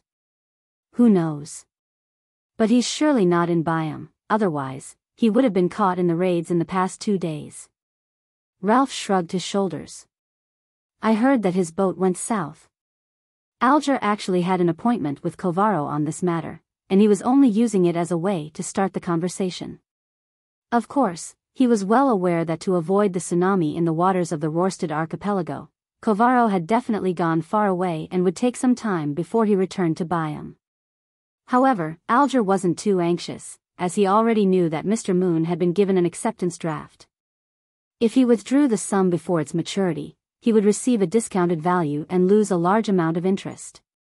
He deliberately nodded his head and said, "Got it, thank you for telling me." At this point, Alger pretended to be unaware of what happened as he asked, "I heard that many sea god figurines in many places shattered by themselves?" He hadn't witnessed any instances of this himself, but he could make a reasonable deduction based on the church's archives. In many of the colonial islands and countries of the southern continent, more than 1 or 2 false gods like Calvetua had been finished off by the 7 churches. What happened after their deaths had already long been recorded in the archives. Ralph calmly nodded. Yes, there was such a thing. But that's not bad news. His expression turned fervent. Because God has appeared over the land once again in a new image. God has reappeared over the land once again with a new image. Alger's eyes remained fixed on him, and he felt that this was both reasonable but also unexpected. Judging from the Church of Storm's reaction, he was certain that Calvetua was already dead. Then which sea god was responding to the believers now? Connecting it with his previous judgment, he quickly came up with a bold idea. Is it an embodiment of Mr. Fool? He used sea god Calvetua's perishing to create a new identity. He can release his powers through the seal to directly affect an identity in the real world. Is this the real reason for the world to come to Biyao? Hiss, Mr. Fool really does things with Pomp. Alger secretly swallowed his saliva and suppressed his excitement. In the Wind of Azure Inn, Klein, who had yet to leave, saw the stack of cash Captain Eland handed him. Here is your reward for a total of £100. He didn't mention how much Gehrman Sparrow and Danitz each received, but he gave a total amount. As for how exactly they would split the reward, that was something he left to them. The military is really generous. Klein silently mused as he received the thick stack of cash, instinctively taking out 2 5-pound notes and tossing them to Danitz. He lowered his wrist and finally drew another 2 10-pound notes in an expressionless manner. Gehrman Sparrow is still rather just, far more just than just Eland. Danitz put away the reward in pleasant surprise. His wallet that had slimmed down quite significantly over the past couple of days had finally been replenished. Glancing at Gehrman Sparrow in his new clothes, Eland asked, after some deliberation, with his boat-shaped hat in hand, news from the Church of Storms has revealed that the person who posted the notices on the cathedral's door, informing them of the problem between Letitia and sea god Calvetua, was Blazing Danitz. What do you think about that? He stared straight into Danitz's eyes and waited for an answer. Haha. Danitz gave a hollow chuckle. I don't know him. Klein was silent for 2 seconds before saying, while fulfilling a dead adventurer's wish, I came across Letitia and her companions at the inn. Snakes invaded our place in the middle of the night, but they easily resolved it. After returning to Biyao, I went to purchase some items from the resistance and discovered that they had taken out their holy sword. Furthermore, there were 2 mid-sequence Beyonders guarding that small base. I felt a crazy will invade my body just by making contact with that holy sword for a moment, and I had nearly lost control on the spot. They were still after Letitia. What Klein said was the truth. It wasn't the entire truth, but it was enough to infer the contents of the announcement. Even if the kingdom's military and the Church of Storms were to investigate further, they would only be able to unearth the fact that Gehrman Sparrow could change his appearance. After listening carefully, Eland sighed and smiled. If there are such things in the future, you don't have to post notices in the middle of the night. You can come find me directly. This will allow you to reap even greater rewards. He stood up, put on his hat, and said to Danitz, I heard that the bounty for blazing is going to rise again. Chapter 553, Danitz's Hard Work Bounty. The muscles in Danitz's cheek twitched as he forced a smile, pretending that he wasn't blazing and that he didn't care. When Eland left, he turned sharply to face Gehrman Sparrow and said, I think we should move to another inn. No, we'd better leave Biyao as soon as possible. If I'm worth a bounty of more than £5,000, I won't be safe anywhere. The pirates and adventurers who are at the same level as me would definitely rush over like sharks smelling blood. Pray that they can finish off while also proving themselves and giving them a high bounty are always very popular. They're worth no less than treasure. Danitz suppressed even more of his inward shouting. Klein didn't agree or disagree, he slowly smiled. Are you worried that your bounty will be too high? Danitz nodded heavily, finally feeling as though the madman, Gehrman Sparrow, was finally saying something sensible. Besides hiding, there are other solutions, Klein said as he walked over to the coat rack. What are they? Danitz asked subconsciously. Klein took off his half-top hat and put it on his head. Raise your sequence. Let your strength match the bounty. He put on his coat, twisted the handle, and walked out of the suite. Raise myself to sequence 6. Become a conspiracist? Danitz paused for 2 seconds, then he frowned and grimaced. When he consumed the Sequence 9 Hunter and Sequence 8 Provoker potions, he didn't find it much of a problem. In fact, he began to long for finding the legendary treasures, obtain mid or high sequence formulas and their corresponding materials to advance to a demigod, and then become the new king of the sea. However, the intense pain and discomfort brought to him by the pyromaniac potion had left him in fear and apprehension. He didn't dare believe that he nearly lost control despite strictly following his captain's instructions of constantly provoking his opponents. This forced Danitz to consider whether or not he was fine just getting rich so that he could return to Intis a rich man. He stood there, troubled for several minutes. Finally, he thought of a question. Even if I want to advance by consuming a potion, it's not something I can do in a short period of time. I'll still have to find the formula and collect the ingredients. It wouldn't be an easy task, and the new bounty might be released tomorrow or even today. So, I must change inns and leave Biyao as soon as possible. After Alger left the Ralph Trading Company, he casually went to a few places to inquire about the situation. When it was almost noon, he received a new report from the Church of Storms. It's confirmed that the person who posted the notices at the door of the cathedral is Blazing Danitz. Pay attention to his whereabouts. Blazing Danitz. Alger held the slip of paper in his hand and ruminated over the name silently. The corners of his mouth curled up, and he no longer had any doubts in his mind. With ease and certainty, he felt confident about going out to sea to hunt for materials. This was because his quest would happen at sea and because Mr. Fool has a new identity, Sea God. Having missed the morning's blue star, Danitz waited until 4 in the afternoon to attempt the soulfall ritual while Gehrman Sparrow was out. He drew the God of Knowledge and Wisdom's sacred emblem with familiarity, an omniscient eye on an open book, with the appropriate altar set up. Inside the wall of spirituality, he lit a candle and picked up the lavender and mint extract before dripping it onto the still-burning flame. A refreshing fragrance filled the air, and Danitz burned several more herbal powders. Having done all this, he took a step back and said in ancient Hermes, I pray for the power of knowledge, I pray for the power of rationality, I pray for the God of wisdom's loving grace, I pray that you allow me to communicate with the spirit of Edwina Edwards, the teacher who pursues knowledge, the researcher of spirit world creatures, Vice Admiral Iceberg of the Seas, who hails from Lenberg. Whoosh!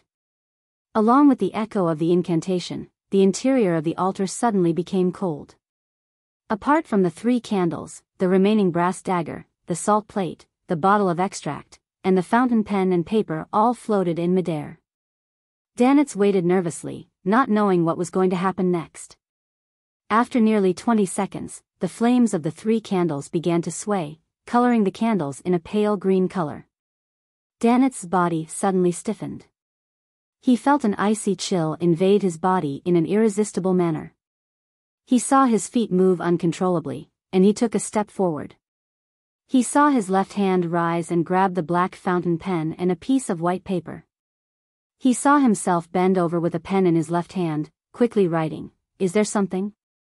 The words were exquisite and artistic, very different from Danitz's own style. It was only then that Danitz realized he could control his head and his throat. Captain, Sea God Calvetua is dead. He squeezed out his hoarse voice as though he was suffering from a heavy cold. Details. His right hand wrote smoothly. This was the opportunity Danitz had been waiting for.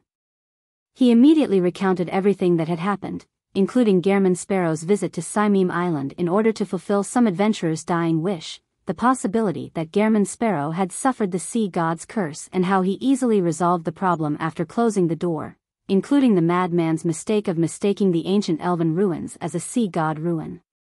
Towards the end, Danitz quickly added his own take on the matter. I believe that Admiral of Blood won't come to Biyao for quite a substantial period of time. Most famous pirates wouldn't. It will take at least half a year for this matter to pass. Captain, your hunting plan with Gehrman Sparrow might have to be shelved for the time being. I wish to return to the Golden Dream. His left hand froze for a few seconds before writing, continue to follow Gehrman Sparrow, and be my contact point with him. Captain, why you can teach him the soulfall ritual. Danitz yelled hoarsely. His left hand wrote, "This can only be done within 500 nautical miles, and in the case of the person holding the ritual, it would be quite risky for him. And you have our points of contact on the various islands. Those are things that cannot be told to outsiders." Indeed. Gehrman Sparrow is just an outsider. "But, Captain, I really want to go back to the Golden Dream." Danitz racked his brains and said, "Maybe we can invite him to be a guest on the ship." "No, this," suddenly an idea came to Danitz. "Captain, he has a messenger. He has a messenger. A messenger that travels through the spirit world to deliver letters for him. This should be an unrestricted means of communication, and it should be more private and secure. I don't need to be the contact person anymore." Danitz thought in abnormal delight. His left hand hung in midair for a few seconds before he wrote, "If that's the case, there's no problem. As the New Year holiday is coming to an end, it's indeed time for you to return to the ship. You do have some talent in languages, but you still have quite a few problems in other areas. You need to attend more classes and work harder." Danitz opened his mouth, but nothing came out of it. He suddenly felt that returning to the Golden Dream wasn't anything to look forward to. In the evening, Klein returned to the Wind of Azure Inn. He didn't find a suitable target for acting despite an entire day's work. Due to the sweep from before, many pirates and adventurers that were wanted were arrested. The remaining ones continued hiding cautiously, not daring to go out at all. Whether it was the bars, casinos, or brothels, business was poor and there weren't many customers. So this is the situation. Danitz came over. He cleared his throat and gave a hollow chuckle. "It would be my first time using the Soulfall ritual, and I don't have much confidence. I did a test ahead of time, and haha, it succeeded. I managed to communicate with Captain, and she believes there's no chance to hunt Admiral of Blood anytime soon. She plans on summoning me back to the Golden Dream. As for us communicating, don't you have a messenger? You can use the messenger to send Captain a letter. My messenger was given by a big shot, and it's not mine. Moreover, the messenger can only send messages back and forth between the owner and the owner of the token, without involving anyone else.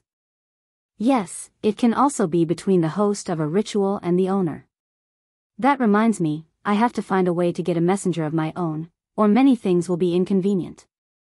As for the solution to this, obviously, it's to write to Mr. Azek, who has to be an expert on the matter." Klein calmly pulled over a chair and sat down. He leaned forward and said in a low voice, "Tell your captain that I have a way to find Admiral of Blood." "Huh?" Danitz was stunned, having not expected such an answer.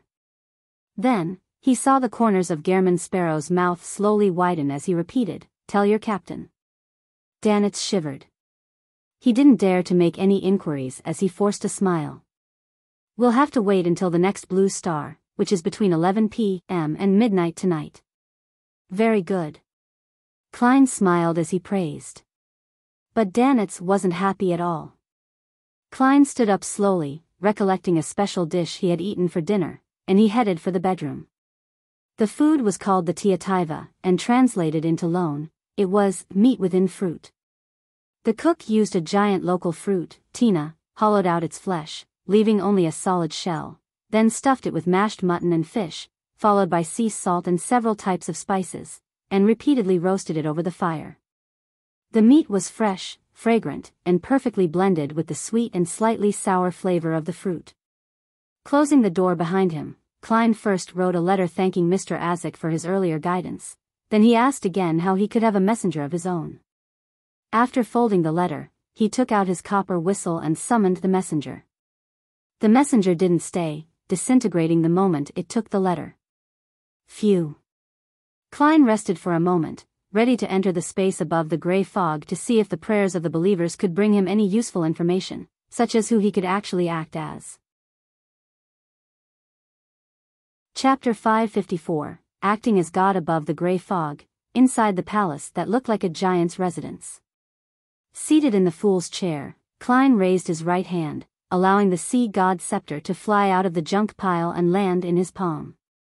He originally planned on placing this sealed artifact, that was on the level of a Grade 1 sealed artifact, beside his chair. This was to show respect to a demigod item, but after careful consideration, he believed that the sea god's scepter was still unable to match up with the mysterious and powerful fool, who was able to fight against the true creator and primordial Demonis. Only a card of blasphemy was barely qualified to match his status. Therefore, he threw the sea god's scepter into the junk pile. Looking at the blue dots surrounding the white bone staff, Klein willed them to split into preliminary categories. Just as he had expected, those blue dots of light automatically split according to his will. Those that merely praised sea god and were prayers with no clear reasons sank to the bottom and then rapidly disappeared. Those regarding confessions and pleas floated upward and came closer to Klein's palm. Following his spiritual intuition, he tapped one of the latter. All of a sudden, he saw tall, surging waves and heard the violent whistling of a gust of wind. A fishing boat was bobbing up and down in the undulating deep blue sea, as though it was ready to capsize at any moment. Above the fishing boat, the natives were either hugging the mast or pulling on ropes, making their last-ditch efforts to survive. Many of them were panicking as they chanted the honorific name of sea god. Noticing that this was an ongoing prayer, Klein lifted the milky white scepter. At the tip of the scepter, the blue-colored gems emitted a halo of light one after another before they connected into one and shone onto the scene. The fishermen were gradually losing all hope when all of a sudden, they felt the ship which had been thrown into the air stabilize. They looked around in amazement and saw that the mountain-like waves had calmed down at some point, and the raging winds were slowly calming down, turning as mild as Zarhar beer. The overbearing dark clouds in the sky dissipated, and a storm was forcefully pushed back by a mysterious force before it could fully assume its full form. The fishermen quickly recovered from their dazed states and understood what had happened. Sea God has protected everyone. Sea God has shown his majesty. Plop. Plop. Plop. All of them prostrated themselves on the deck, spread their hands, and placed them to their mouths, reciting the honorific name of sea god in an irregular fashion. Thank you, praise you. Adorer of the sea and spirit world, guardian of the Rorsted archipelago, ruler of the undersea creatures, master of tsunamis and storms, the great Calvetua. Above the gray fog, Klein felt a little depressed. I was the one who saved you, so why are you thanking Calvetua? That sea serpent will only deliberately create hurricanes, set off waves, and intimidate you so that you would piously believe in it. Klein fell silent for 2 seconds, then he suddenly burst out laughing. Calvetua is already dead, and the current Calvetua is another one of my identities. Why should I be in a bad mood when people are thanking my other identity? This is something a faceless has to take note of when acting for real. To fully immerse oneself in the role, treating all emotions one receives as their own, but also never forgetting who they really are. This is difficult to accomplish. Failure to pay attention to it can result in an abnormal state of mind. And once a Beyonder's state of mind becomes abnormal, they won't be far from losing control. After thinking for a while, Klein let out a sigh and chuckled to himself. Acting the role of sea god has been quite rewarding after all. Although such acting doesn't provide feedback due to the gray fog screening and isolation, nor does it facilitate the digestion of the faceless potion, it can provide me with experience and lessons, helping me figure out a safer and more effective way of acting. Wrapping up his thoughts, Klein spread his spirituality to another point of light. This time, the plea came from under a bridge. A woman with tattered clothes and a festering body was leaning against a corner, mumbling the honorific name of sea god as she made her final confession. Through her descriptions, Klein seemed to have witnessed her short life. She was a native woman whose parents believed in sea god. As a result, she inherited the faith of sea god. In the first decade or so, her father worked as a miner, repairing roads and laying the rails, while her mother focused on temporary jobs, sewing, doing laundry, helping out at the docks, and occasionally working as a street girl. Only then did the family barely survive.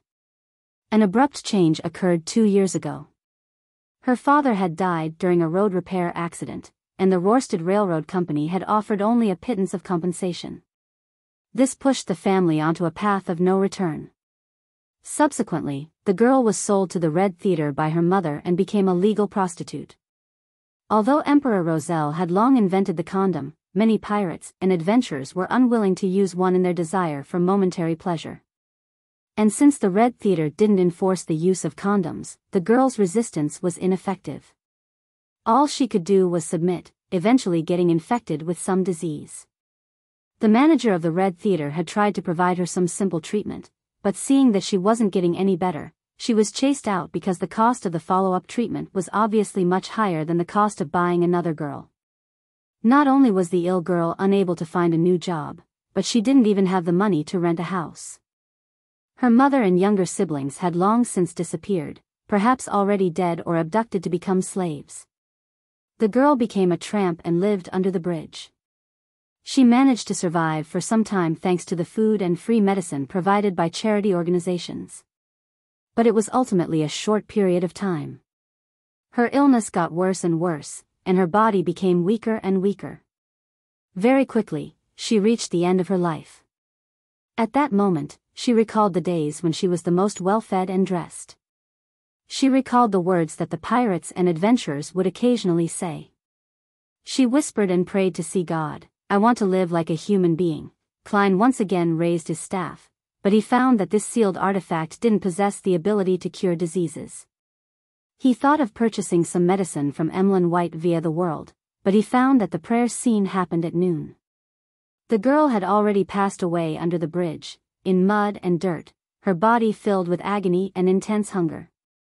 Klein was silent for a moment, then he raised the angle of the prayer screen to reveal the location of the bridge. After memorizing the characteristics of the nearby streets and the surrounding area, Klein leaned back in his chair, sighed, and said with an insincere smile, "What a humble wish. There isn't much of an opportunity to act. I'll try my best to bury you like a human being." He retracted his attention and scanned the other points of light, searching for someone he could act as, but he found nothing. During this process, Klein noticed that Calotte, Edmonton, and the other members of the resistance were carrying out a ritual. They had placed a batch of items on the altar, and they prayed for sea God to imbue them with power. So that's how they receive the Beyonder items they use for trade. To be at the level of a demigod is truly different. Moreover, they're used to not receiving any immediate replies. It's as if they plan to leave the items on the altar the entire night. Apparently, that sea serpent, Calvetua, didn't respond immediately either. It depends on its mood, or whether it was asleep or not. Otherwise, it could only respond instinctively, unable to produce any Beyonder items in batches. Klein picked up the sea god scepter, making the blue gems shine again. Boundless spirituality magically merged together, gushing into the prayer scene with transcendent vibes and randomly fusing with various items. Some of them are electric shock charms, some that allow people to swim in the sea like fish, some that allow a gale to blow. Within 3 months, their spirituality would gradually decline to nothingness. Klein half closed his eyes, feeling the changes in the items. Although he had only responded twice, he was already rather exhausted despite mainly relying on the power of the sea god scepter. However, the first response had to do with him forcibly dispersing a storm and calming the waves, while the second response was to simultaneously provide an enchantment to dozens of items. They were all at the level of a demigod, so it was rather draining on his spirituality. Even if I frequently used the sea god scepter, I wouldn't be able to last very long. On the other hand, the negative side effects wouldn't be a burden on me. I can attempt to use it at times. Yes, the situation with the resistance reminded me. I can also pray to myself and make a bunch of charms, mainly to allow me to do things underwater. This way, even if I find myself in a sea battle, I wouldn't be so restrained. Oh right, I still don't know how to make lightning charms. I need to seek out the corresponding mysticism information, and with it, I can deal with enemies who have air superiority. Klein silently muttered a few sentences and threw the sea god scepter back into the junk pile while swiftly returning to the real world. Eastchester County. By the side door of a huge manor in the vast and beautiful countryside.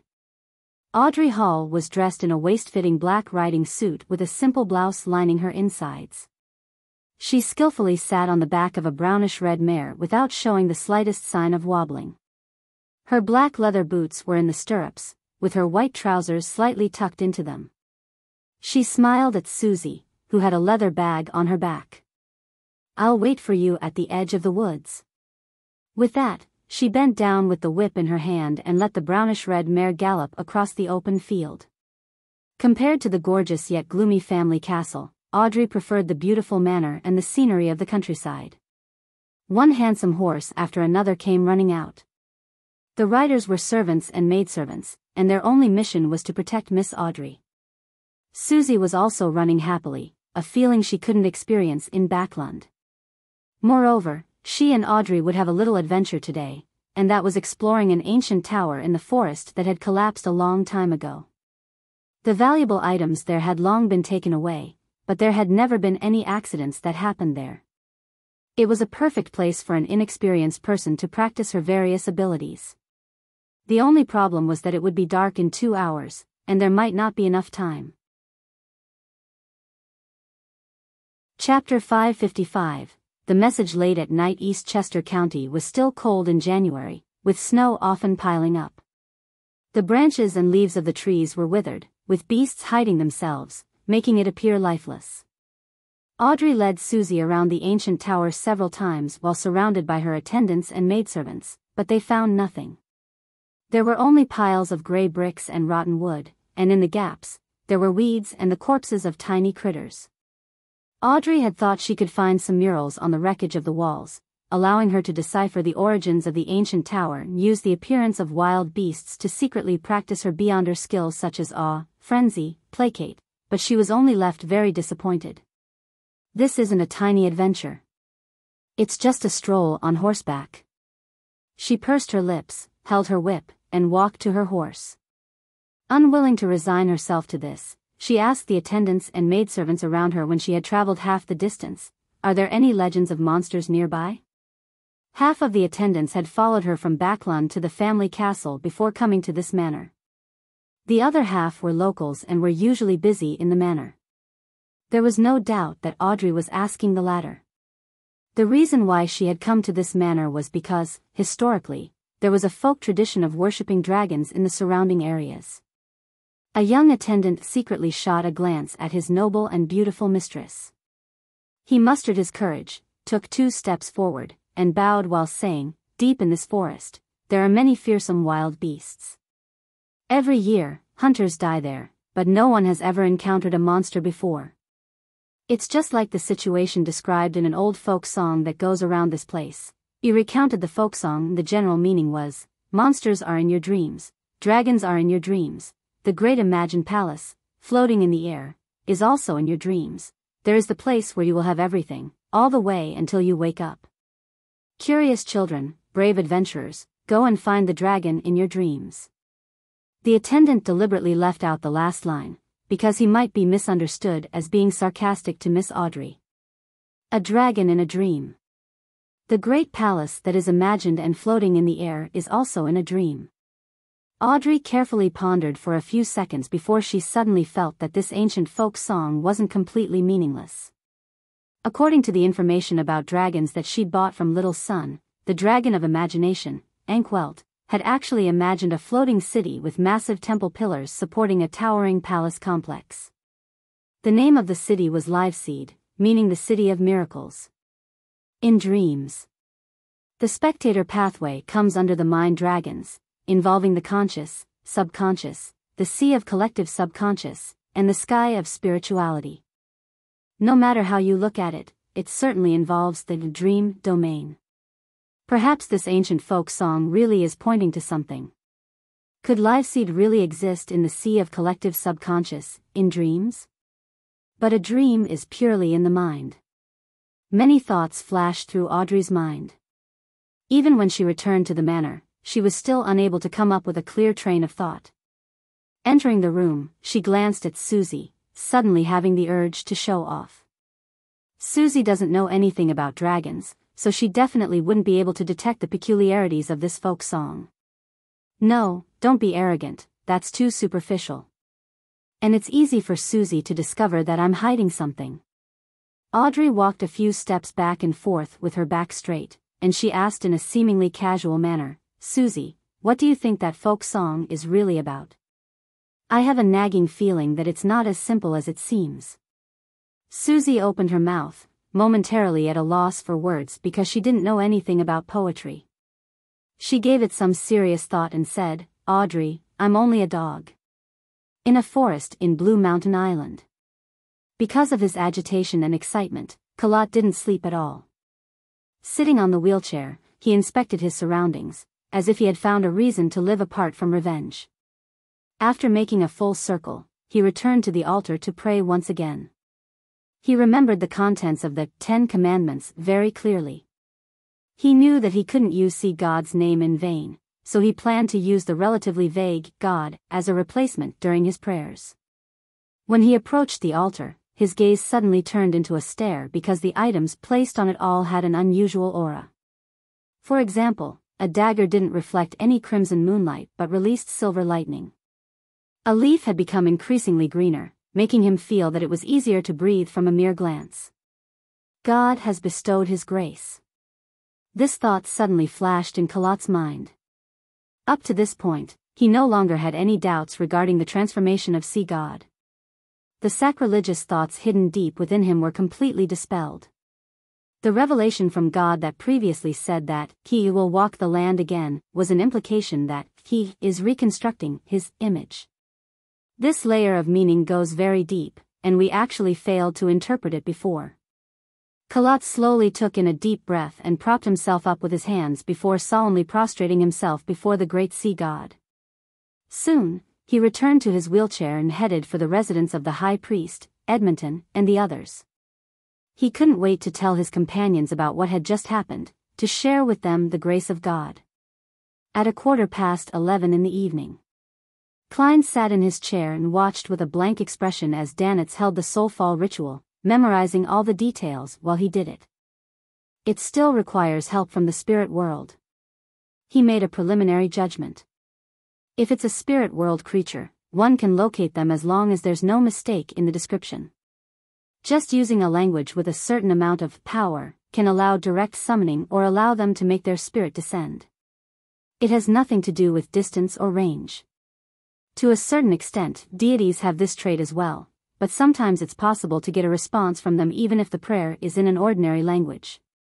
Of course, that is only if they have become believers and have caught the notice of the deity. At the level of demigods, they seem to have blended with the spirit world to a certain extent. That's why one can point towards them with an accurate description to receive the possibility of a response. But there will be a distance limitation. Once it's beyond a range, they wouldn't be able to receive the signal. Sea god Calvetua is an example.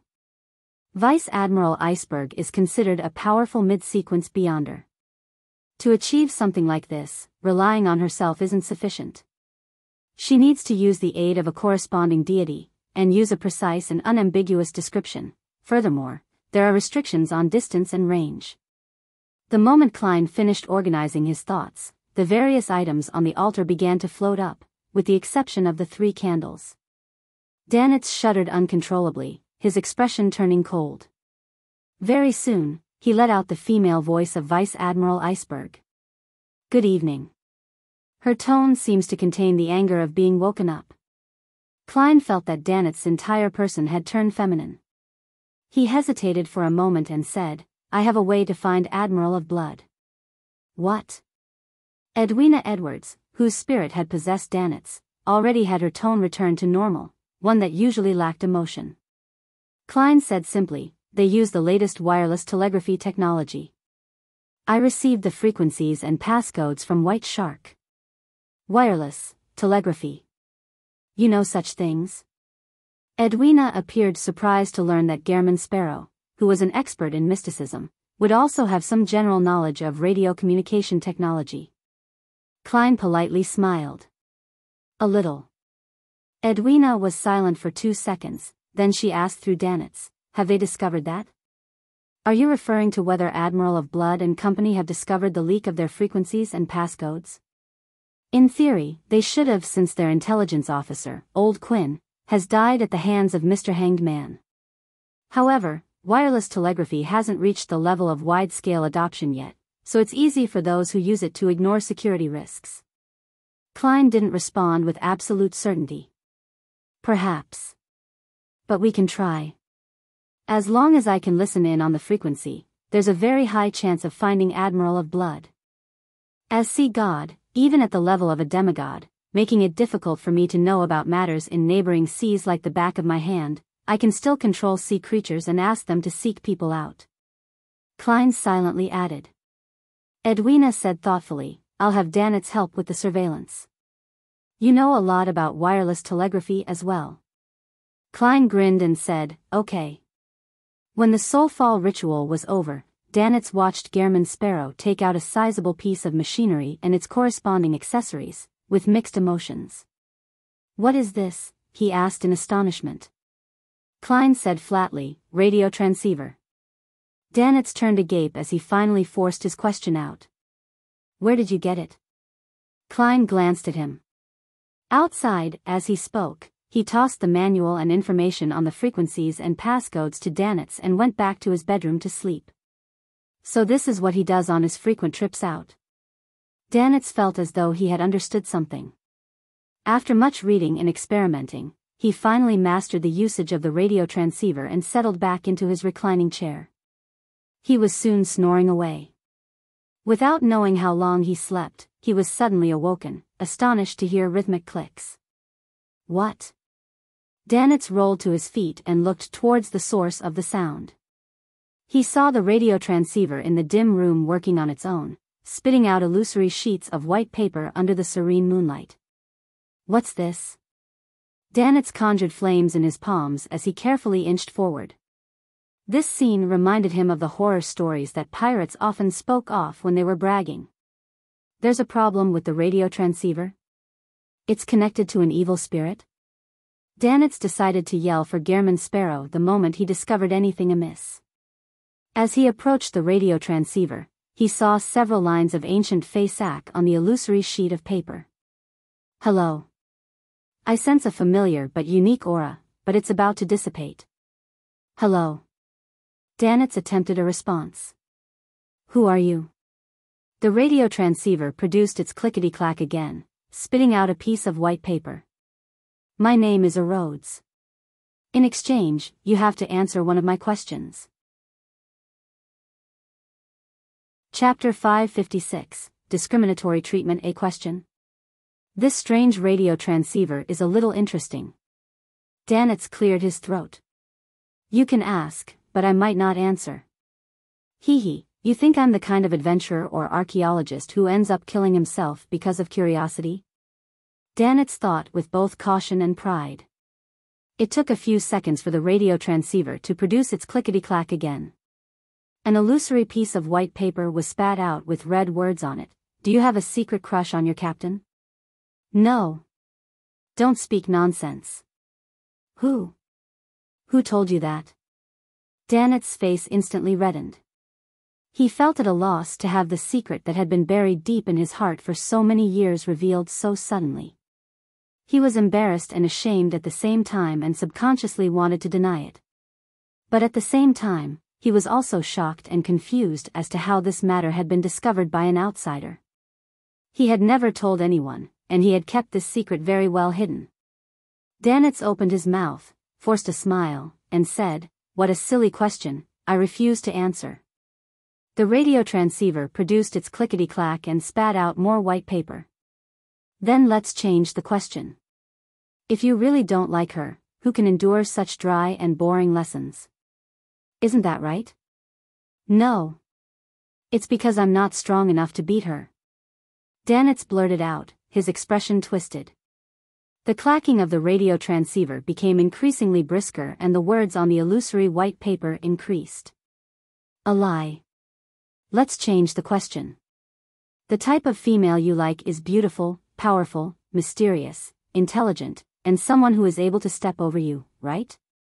Danitz's lips quivered as he felt as though flames were seemingly rising from his body and smoke was billowing from his head. At this moment, he felt his state of mind explode. It was as if someone had stripped him naked and tossed him into a busy street.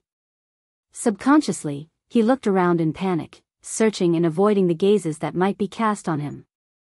Then, he saw that the bedroom door had opened at some point.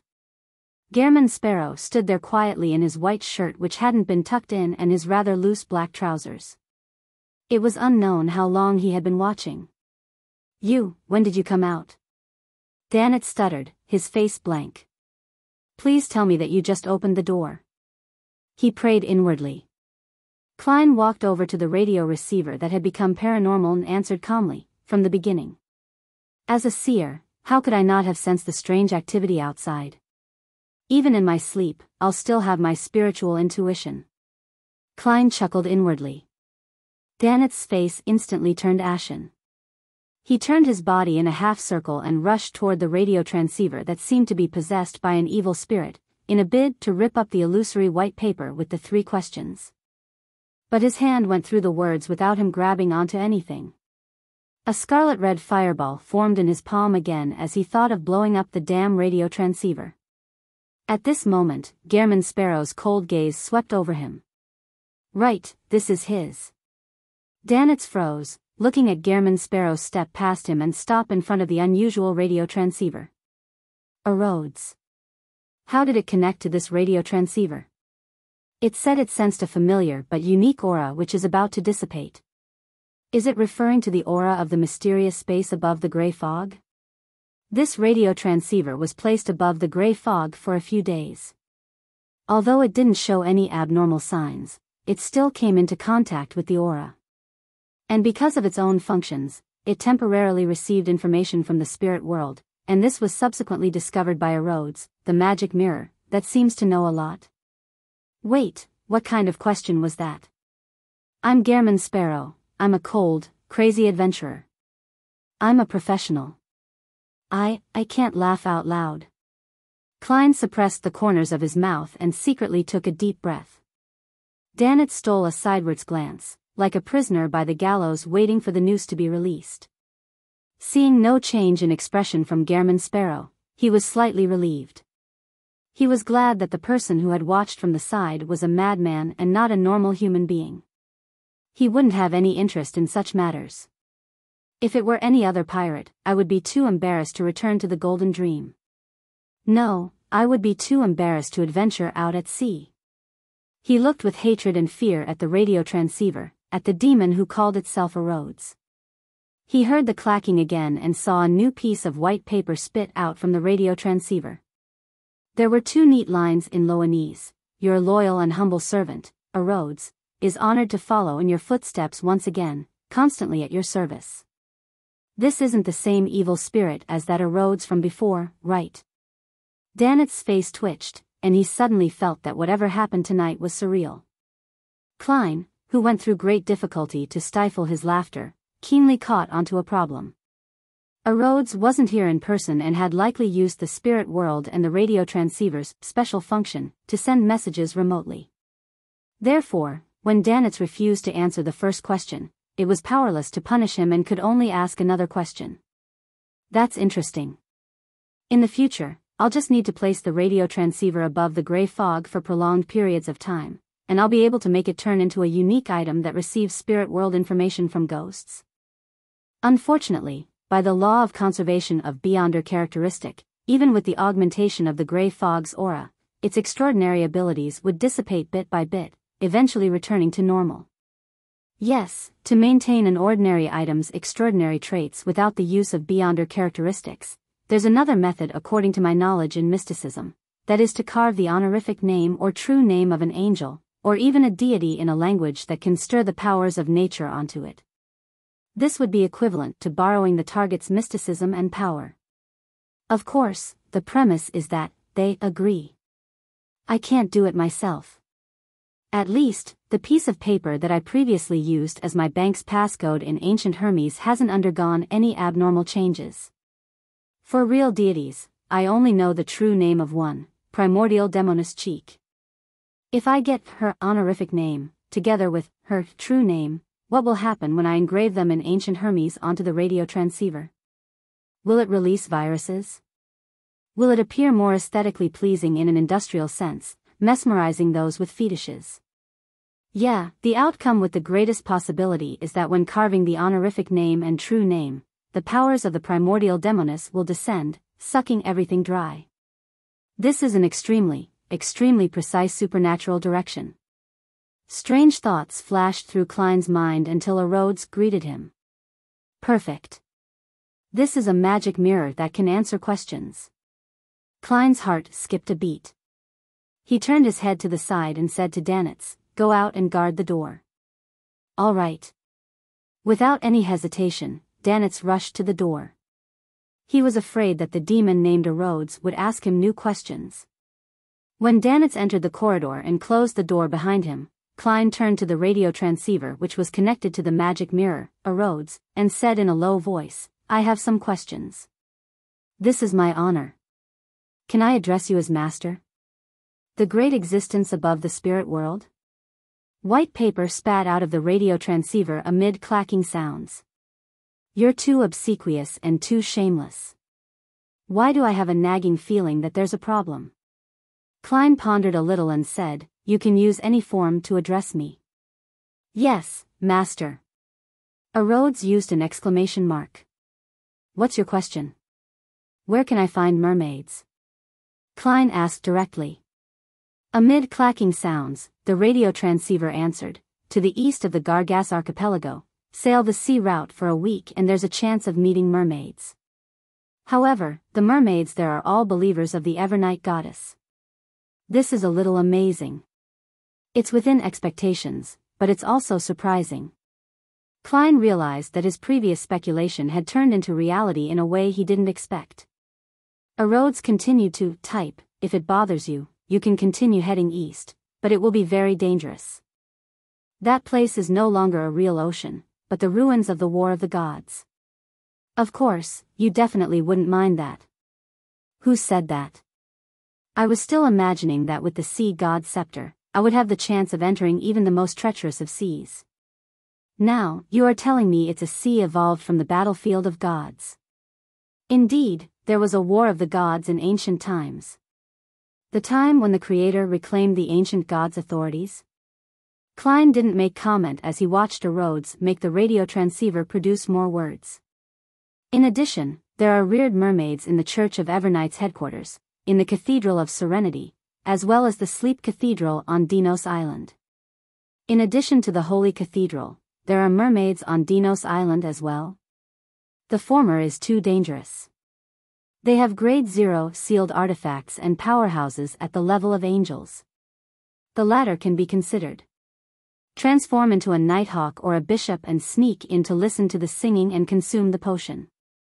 That's not right. The church rears mermaids to target faceless beyonders, so how can they not be on guard against this point?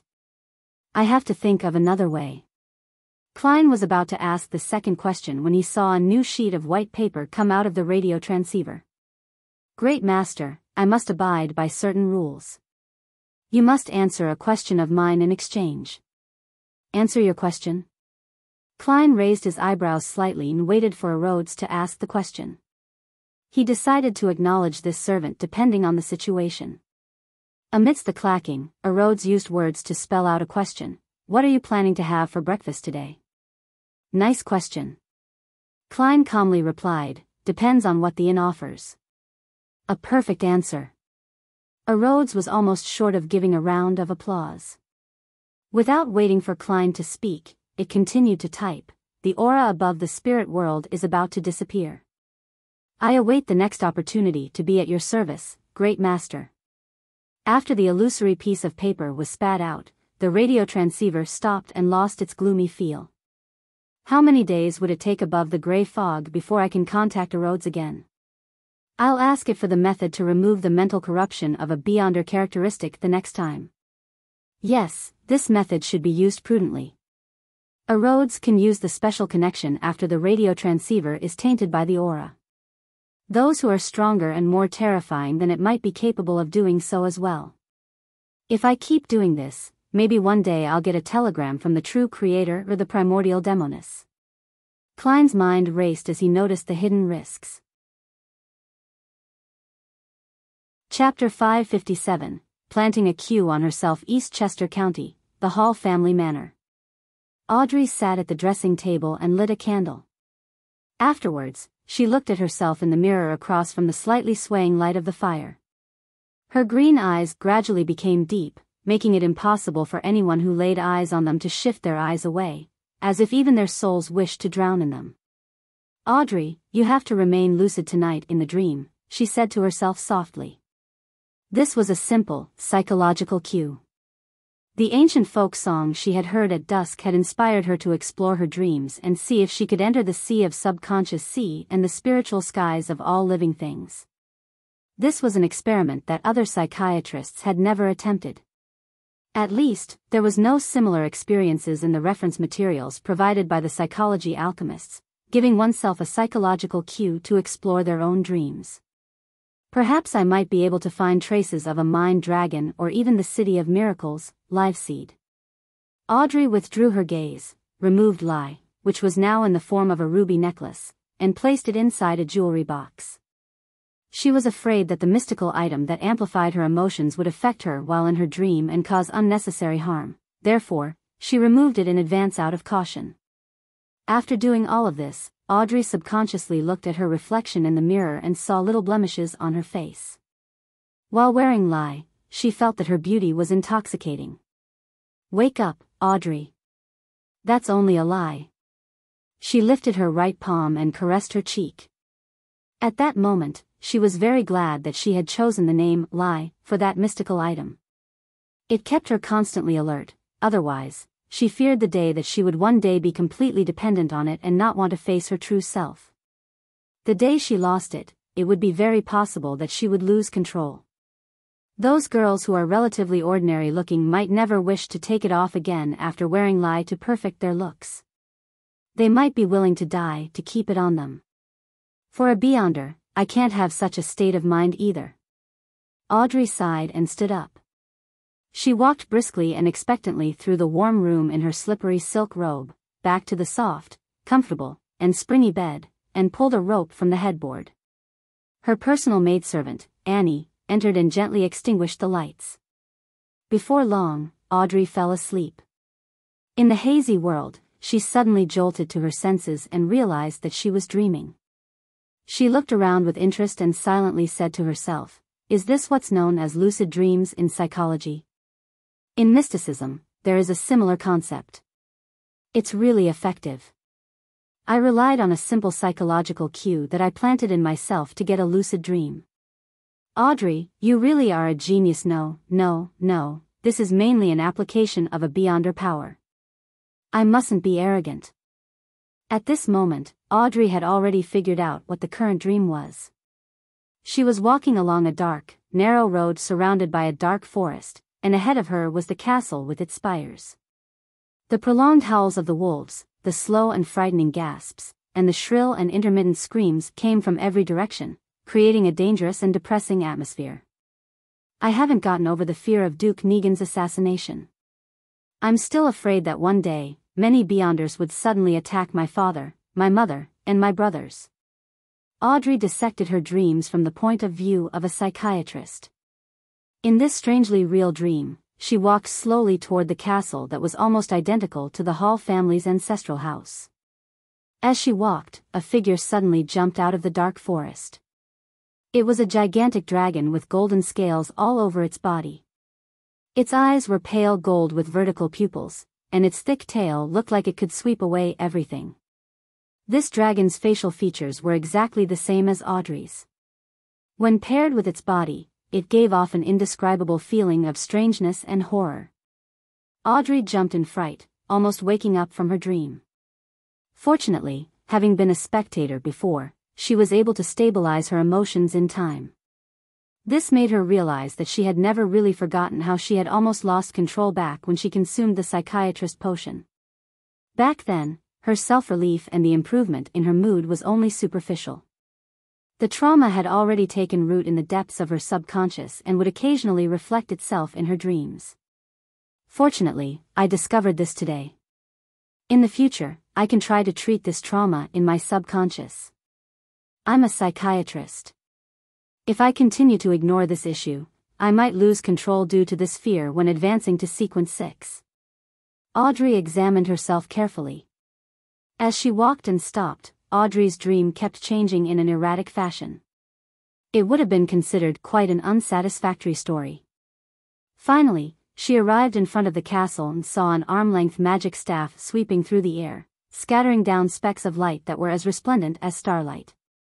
The castle that was shrouded in the light instantly became magnificent, and all the gloom disappeared. The melody of a band came out from inside the castle as one wall lamp after another lit up. This was the most beautiful expectation that I had towards Beyonder powers at the very beginning. It really was a little girl's fantasy. The corners of Audrey's mouth curled up, and her mood turned for the better. She didn't stop, but she walked past the castle to the edge of her dream. She didn't care how the scene behind her changed, or how the story unfolded. After walking for an unknown amount of time, she passed through the barren wasteland and arrived at the top of a cliff. Looking out, the gray, blurry void extended into the distance. The area beneath her was so deep that it seemed to be bottomless.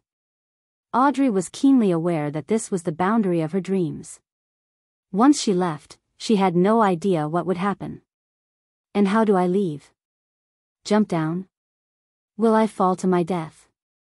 Audrey thought awkwardly, not too courageous in taking the risk. After thinking for a few seconds, she slowly came up with an idea. This is a dreamland that originates from the world of my mind. As the mistress of this place, I can use my will to open up a path for myself. With the thought of making the attempt, she tried to conjure what she thought, just like the way she did it above the gray fog. The only difference was that the former needed the help of Mr. Fool, and now she had to rely on herself. Audrey stretched out her right hand, pointing it downwards into the depths of the gray fog. In front of her, the gray fog suddenly surged, revealing layers of stairs that led downwards, without an end in sight. Audrey took a slow breath, lifted her skirt slightly, and stepped onto the first step. Step by step, she continued down the stairs. The surroundings grew increasingly quiet, so quiet that it was almost as if she heard auditory hallucinations. In this place, there was nothing else apart from the gray fog. It was lonely and filled with the unknown. A howling gale blew in from different directions, causing Audrey to sway back and forth. The fear she felt slowly deepened. Before she lost control of her emotions, her green eyes shone with a warm light that seemed to be able to see through the hearts of others. Audrey used her psychoanalysis powers to placate herself. She continued her search. After nearly a minute, a point of light suddenly lit up in the surrounding gray fog. Audrey took a cautious look, only to see that the point of light was of herself, back when she had just consumed a potion and almost became a dragon monster. While on the verge of losing control, emotions such as worry, horror, fear, and nervousness were clearly overflowing from her. This is my subconscious, so this is my trauma. Audrey vaguely understood where she was after she left her dreamland. She was in no hurry to resolve this trauma as she continued to walk down, step by step, filled with anticipation. According to the theories of the psychology alchemists, the subconscious was at the bottom of her destination, the sea of collective subconscious for all living creatures. During her exploration, Audrey once again saw herself listening to her parents' storytelling when she was young. She saw herself, someone who valued her image but wasn't actually very elegant deep down. She saw herself participating in the tarot club, only that all the specks of light regarding the latter were tightly wrapped in a gray fog. These are things in my subconscious. They influence my character and behavior. Audrey instinctively analyzed what she saw with her knowledge of psychology. Amidst the coruscating points of light, there were several times where she was pushed to the verge of an emotional breakdown due to the lonely, aimless exploration, but she had used her Beyonder powers to placate herself in time. Just as she was about to lose all sense of the passage of time, she saw the last step. In front of the steps was a solid, blurry, gray ground. Above it, there were streams of light and shadows. They were dense and overlapping, like an illusory sea. The sea of collective subconscious. Audrey took a few steps forward and raised her head to look up. To her surprise, the gray fog no longer blocked her vision as the clear high skies appeared. There were countless indescribable silhouettes, 7 of which were of different colors. They were lustrous brilliances that seemed to possess immense knowledge. Audrey pursed her lips and happily said to herself, "The sky of spirituality." Then, she cautiously moved forward, forging the adventure that she could call her own. Those figures of light that formed the sea would flash past her from time to time. Some contained ancient memories of being burned by flames, while others bore the excruciating pain of seeing something indescribable. Apart from the imprints of the ancients from ancient times, Audrey also saw the gazes of admiration cast on her one after another, as well as the activities of the people who worshipped dragons. As she walked, she noticed a grayish-white mountain on the far left. It extended upwards until it emerged from the sea of light and shadows. The top of the mountain was shrouded in a dense fog, making the entire place seem hazy. Is that someone else's consciousness? The sea is the subconscious, and beyond the surface of the sea is the ordinary consciousness? Yes, he's dreaming. Audrey suddenly thought of a possible application of a psychiatrist. It was to move closer and climb up, directly affecting the other party's subconscious thoughts, allowing them to naturally act according to her bidding. But it should be very difficult and very dangerous. Audrey looked away, not daring to make the attempt. She clearly remembered that her purpose this time was to seek out traces of the Mind Dragon and the City of Miracles, Fleeced. Audrey passed by more than 100 other people's consciousness. Gradually, she felt exhausted. It's time to return. Instinctively, she raised her head and looked into the distance, rationally making the decision. She stood there for a long time, unwilling to leave. A shadow suddenly appeared in the air just as Audrey was about to turn around. It was a pair of 2 huge gray wings. Under the wings, there was a long lizard-like monster.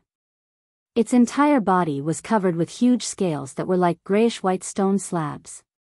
It had 4 thick and powerful legs, seemingly bathing in the sunlight that didn't exist as it flickered in what seemed like the afterglow of the setting sun. The monster flew over. Its eyes were pale gold with its pupils vertical, looking cold and arrogant. Its grand and epic figure quickly disappeared into the sea of the subconscious of all living beings. Dragon. A mind dragon. Audrey jumped on the spot and looked around, afraid of others and noticing her inelegant behavior. She paced around excitedly, feeling very satisfied with her adventure. Indeed, the tradition of dragon worship here isn't without an origin. In their subconscious, there lives a mind dragon. Audrey resisted the urge to praise herself and had decided to return immediately and wake up from the dream. She didn't have the urge to continue her exploration, as she wasn't prepared for it at all. She was going to consult Mr. Fool, Mr. Hanged Man, and the others at the Tarot Club next week in the hope of receiving some advice. Audrey returned the way she came, entering the mountain formed by her consciousness. Then, she woke herself up and successfully escaped from the dream. At that moment, Danitz was also permitted to return to his room. He glanced at Gehrman Sparrow and said with an embarrassed smile, "You won't tell anyone what you just saw, will you?" Chapter 558, Search for Abnormalities. Klein didn't answer with yes or no. Instead, he stopped walking towards his bedroom and flatly said, "That was a question." Right, a question. That was a slanderous question with no basis. Besides, I also gave a negative answer. Danitz responded with delight and had emphasized that he had never admitted to it. Klein gently nodded his head. "I will clarify this with your captain." "Clarify." Danitz stared, then he half opened his mouth, his expression twisted. He was also considered a somewhat knowledgeable person, so he stopped explaining and arguing, and he forced a smile. "Is there anything I can do for you?" Klein took a deep breath and used his clown powers to control his facial expression. "Monitor it well." "Yes, all right." Danitz quickly agreed. Seeing Gehrman Sparrow turn around and walk to the bedroom's entrance, he couldn't help but ask, "You're not going to clarify this with Captain, right?" Klein twisted the handle and replied expressionlessly, "Monitor it well." After he finished speaking, he pushed open the door and entered the room. Before he could widen his mouth into a laugh, he closed the door behind him. The next morning, after breakfast, Klein put on a pair of pantaloons, a thick brown jacket, and a cap. He changed his appearance and went out, leaving Danitz alone in the room to watch the radio transceiver. Along the way, Klein changed his appearance again, making himself look more like a native. He found a special store, bought a pair of linen gloves, a shroud, and a body bag. Then, according to the surroundings he had previously witnessed, he scanned the area around him for landmarks before finding the bridge and the girl who had died amid the mud in a corner. As it was still winter, the weather wasn't too hot, and there were no obvious signs of decay from the corpse, but the festering skin and the stench still made Klein instinctively nauseous. He didn't immediately come to bury the girl who wanted to live like a human being last night. Due to the recent events, Biyao was under strict curfews at night, as well as the fact that the cemetery didn't open until dawn. Pulling out a small metal bottle, Klein poured some quelaag oil onto his hand and rubbed it at the tip of his nose. A choking sensation invaded his mind. The smell of peppermint mixed with disinfectant filled his olfactory senses, making him sober as if he had just fallen into a sea of floating ice.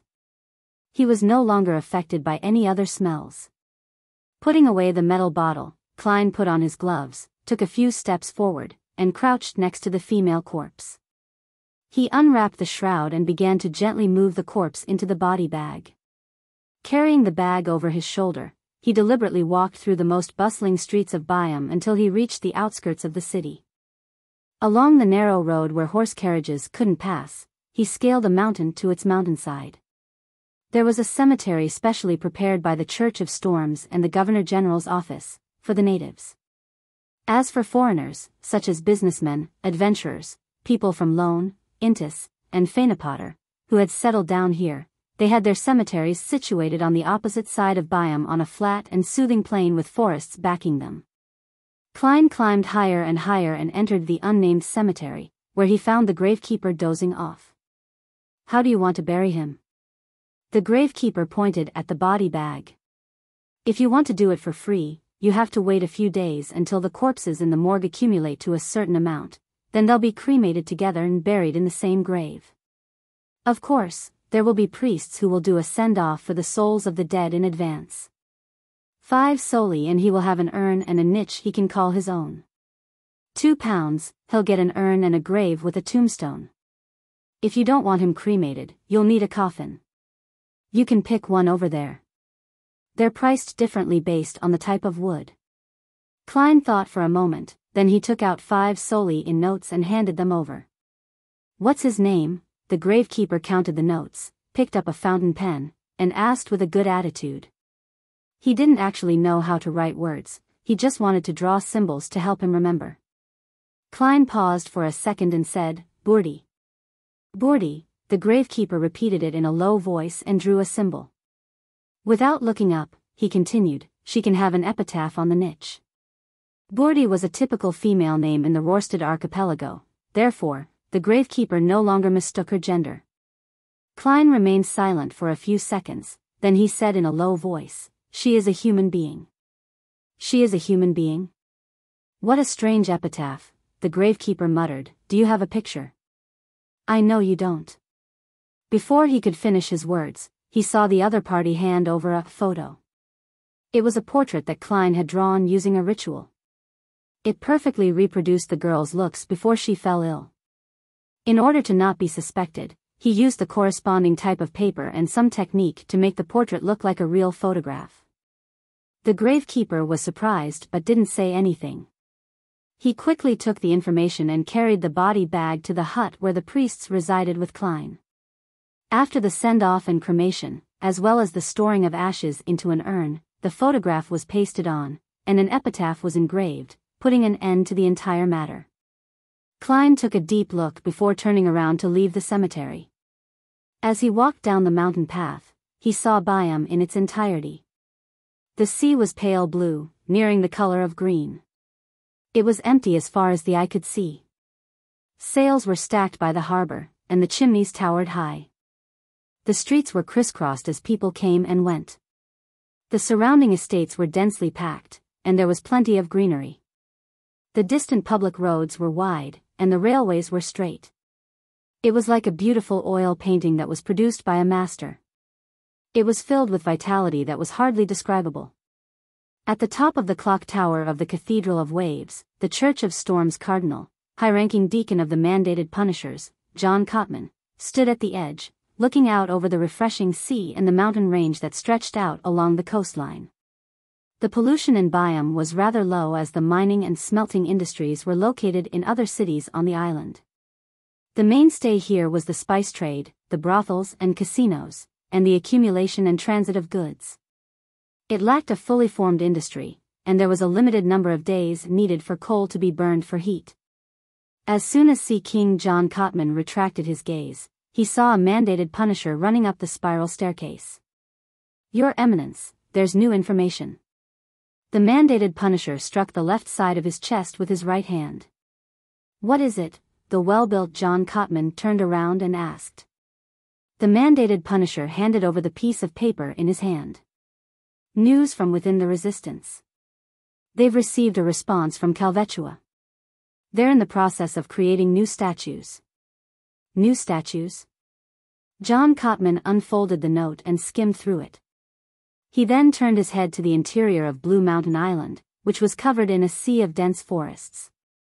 After a moment of thought, he said, "Search for abnormalities in the archipelago's sea area." He was certain of one thing from the intelligence, that the mysterious person who had taken away the characteristic left by Calvetua hadn't left the waters of the Rorsted archipelago. This could be determined from the fact that the person could disguise himself as Calvetua and reply to his followers. Meanwhile, John Cotman knew very well that the Beyonder characteristic left behind by Calvetua, who had gone mad before its death, would lead to severe side effects regardless of whether or not it was reduced to a real item. Therefore, it would definitely result in an abnormality in the surrounding area. Moreover, he believed that it wouldn't be easy for the mysterious person to find a proper sealing method. Even if he had found it, there was no way he could control the effects when responding, hence, exposing the problem. This was the clue. "Yes, Your Eminence, may the storm be with you." The mandated punisher bowed again. After entering Biyao City, Klein dispelled his faceless power when no one was paying attention. He returned to the Wind of Azure in via carriage. As soon as he opened the door and entered, he saw Danitz sitting in front of the radio transceiver, his expression strange and grave. "Got something?" Klein asked in a low voice. "No, no." Danitz raised his right palm and shook the papers in his hand. "My bounty. My bounty has been raised to 5,500 pounds. This was almost reaching Steel Mavadi's bounty.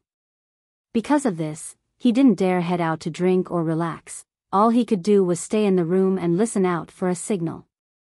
This rate of appreciation is really tempting." For a moment Klein didn't know how to react, so he said without expression, "This is just the beginning. Mr. 10,000 pounds. Dog's hit." Danitz cursed inwardly, but he didn't dare to show any disrespect on his face. All of those things were done by Gairman Sparrow. Why did it end up increasing my bounty? Those sons of bitches from the Church of Storms. He forced a smile and shook his head, his facial muscles twitching slightly. Klein held back his laughter and ignored him.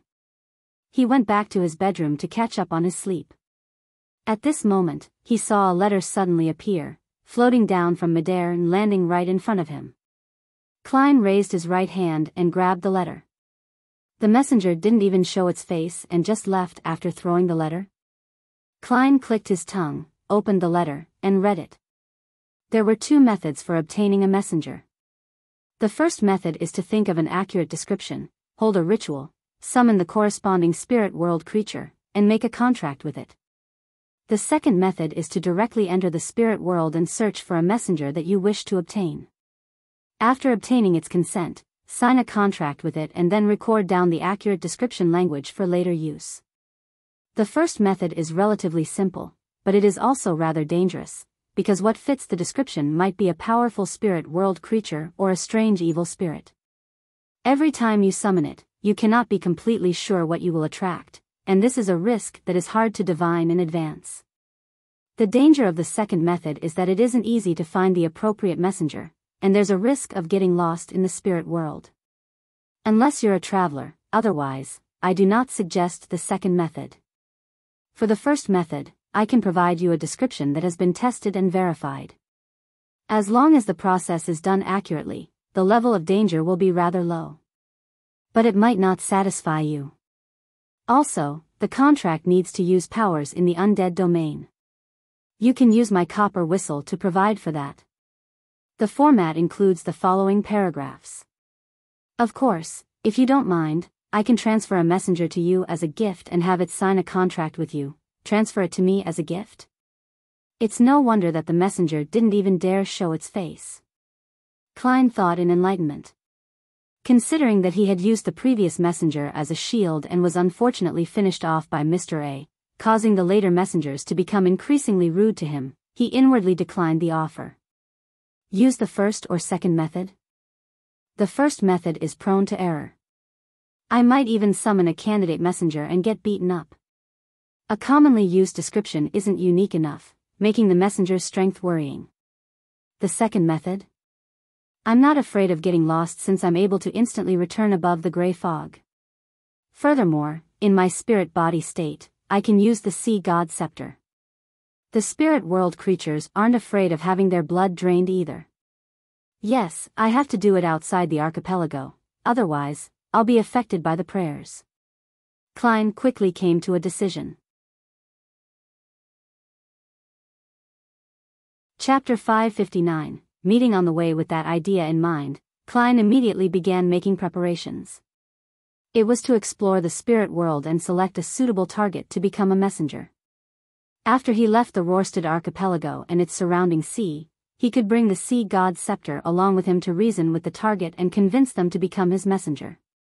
Once I find myself lost or in a dangerous situation, would immediately halt the summoning and return above the gray fog. There's basically no risk. Klein thought for a few seconds, then he locked the door and began the ritual of summoning himself. At the end of the ritual, he quickly arrived above the gray fog, but he was in no hurry to respond to himself. Instead, he sat down and let the sea god scepter fly out from the junk pile and land on his palm. He intended to scan the prayers of the believers as per routine for anything to respond to. During this process, Klein discovered that some of the prayers were actually quite interesting, because humans could deceive friends and relatives, but it was difficult to keep their truest thoughts when confessing or praying to the gods. At most, they would modify the truth to make them look less bad. A mixed blood, who had clearly changed his faith to the Lord of Storms, had already reached the middle ranks of the Biyao police department, but in his confession, he tried hard to portray his behavior as a plan of burdening himself to carry out a mission. For the sake of a brighter future for his kinsman, he could only confess to God in misery, hoping that he would protect him, so that he could climb up the ranks in the police system as a believer of the Lord of Storms. Although his words sounded flawless, the fluctuations in his thoughts and emotions during his confession were clearly displayed in the prayer scene. It was something that couldn't be hidden. Trying to deceive God while you are deceiving yourself. If it were a gigantic sea serpent like Calvetua who lacked intelligence, it might have believed you. Should I give him a lightning bolt or 10 wind blades? Yes, it's pretty impressive to have a mixed blood rise up to the ranks of senior inspector. I'll keep him. There are benefits to having a snitch. Klein raised his sea god staff, making one of the blue gems glow. The light poured into the scene and imperceptibly seeped into the senior inspector named Biyao. This wasn't a curse, nor was it a cue. It was a mark of divinity that almost no one could discover. Simply put, it's a unilateral way for me to keep tabs on you. Klein silently added inwardly. He continued browsing and saw a young believer with slightly curly bronze hair praying for a man named Zhangma to be caught in a storm and buried at sea. He claimed that Zhangma wasn't pious enough, but the truth was that, as a competing fisherman, Zhangma was always able to harvest more fish than he did. What kind of nonsense prayers are these? The human heart sure is hard to fathom. Klein frowned and mumbled to himself. Then he had a vague idea. For a faceless to engage in real acting, it not only requires a flawless performance in terms of external appearances and habitual actions, but it also needs to maintain the core personality. Not many changes are allowed. As for personality, every person is different, so there must be a difference to a certain degree. By browsing the prayers of my believers, it's equivalent to me realizing different kinds of personalities and mental states without going through the trouble. When talking about the many masks we wear, it's not only about looks. This will be rather important for my subsequent acting as a faceless. It can save me time from figuring things out through accumulated experiences. Klein increasingly felt that acting as Sea God was very beneficial towards him. When you are acting the role of a demigod, even if you don't get any feedback, you will still definitely get some considerable benefits. This is a way of gaining experience of being someone of a higher level. Klein perked up, no longer being perfunctory about skimming through the prayer scenes. After quickly browsing through one scene after another, his gaze stopped at a merchant named Ralph. The businessman praised the miracle of the reappearance of the Sea God, and he had indicated that he planned to offer a third of his fortune, worth £20,000, to the resistance, half for military expenses, and half for the reconstruction of God's statue. Actually, there's no need to go through all that trouble. Just directly offer it to me. Klein muttered half-jokingly. He thought for a moment, and then he conjured a background of waves and storms with heavy rain and lightning falling together. He responded in a low voice, "You have honored my name by helping your compatriots and companions. The young lambs need help, food, and education." He intended to get Ralph to set up a charity fund with the £20,000, and to seek donations widely from the community to make up for the damage, create a consensus, and help to provide local children with food, clothing, and education under the pretext of governance. As for the military expenditures of the resistance, Klein understood that in a world with beyonder powers, it was very difficult to rely solely on the opposition from the natives of the colony to succeed. Therefore, they needed the help of foreign countries like Fleeced and Intis. Funding was undoubtedly needed. Unfortunately, it's not possible to add a line in the 10 Commandments about boldly and confidently seek funding that would damage the image of Sea God. The resistance shouldn't be thinking about annihilating the garrison troops. They should just focus on destroying the transportation infrastructure and make it more difficult for the Governor General's office to rule, so as to initiate talks. As a keyboard warrior, Klein wasn't lacking in ideas in such areas. He quickly restrained his wandering thoughts and made a divination to see if it was dangerous exploring the spirit world today. After obtaining the revelation that it wasn't considered dangerous, Klein took the Dark Emperor card, naturally changed his image, and stepped into the door of summoning. After entering the real world, he stuffed the mystical items he needed into his body as a precaution. Then, like last time, he used cogitation to sense the spirit world. Taking a step forward, he passed through an invisible curtain as Klein's illusory figure floated up. Around him, red, yellow, blue, green, and other colors were superimposed, like they were like the most abstract oil painting ever. The concept of direction that humans were used to could no longer be used here.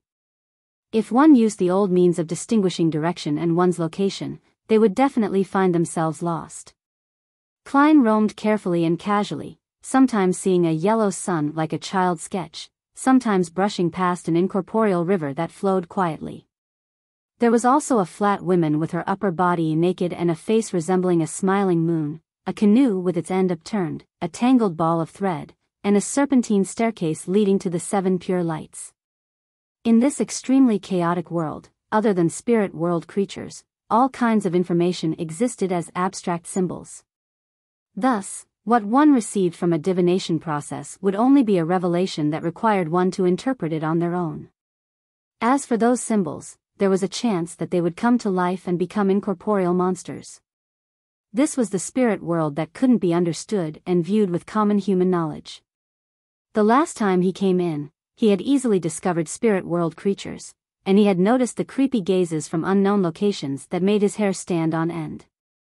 There was the headless woman who carried 4 heads, a round eye with clear blacks and whites, and a giant jellyfish with a skull attached to each tentacle. He had easily encountered all of them back then. But this time, he failed to see a single spirit world creature despite roaming for so long. Even the indescribable figures in the distance had disappeared, as if they had hidden themselves. "It can't be that you're afraid of being my messenger, can it?"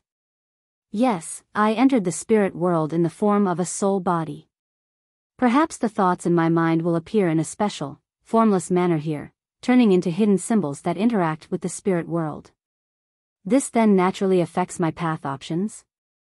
Klein was puzzled, but he couldn't find the reason. All sorts of thoughts flashed through his mind when his body suddenly sank down and he fell freely. After a while, Klein could only see the vivid superposition of the colors and the various symbols that took physical form. What's going on? He began to consider whether he should write to Mr. Azek and ask him about it, or to throw the radio transceiver above the gray fog and get it tainted with the aura, so that he could contact the magic mirror, or Rhodes. While floating, Klein's heart suddenly palpitated as he quickly dodged to the side. A tinge of yellow and green flashed across his eyes as a giant foot that was large enough to squash his entire body landed, stepping into the interlaced red and blue color spots. Above the sole of the foot was a long, festering leg covered in a yellowish-green liquid. The leg was over 3 meters long, and above it was a huge body that was wrapped in corpse oil bandages. Amidst the solidified aura in the area, the two legs that were filled with yellow-green pus alternated as they rose up. Carrying a body that was difficult to discern, the legs quickly disappeared into the depths of the spirit world. Klein stood at a distance, not daring to make a sound. Finally, he confirmed that he was fine as he grimaced and thought, the spirit world is really scary. You can accidentally encounter a powerhouse just passing by. A powerhouse among the spirit world creatures? Klein shook his head and continued his search. At that moment, he had no idea where in the spirit world he had wandered to. After drifting for a while, he finally found some traces of spirit world creatures. Just as he was about to switch from flying forward to descending to his left, he was surprised to find that his body continued to move forward uncontrollably at an accelerating speed. In front of him, the chaotic superimposed colors and the grayish-white mist that filled the area suddenly split open, and a large, purely black 3-masted sailboat leaped in. The boat was nearly 100 meters long, and 3 pitch-black sails were hanging high up like flags. On the left and right sides of the ship, there were cannon muzzles and all kinds of sailors were running around on the deck. All of this was so real, so substantial, and so out of place when it came to the spirit world as a whole.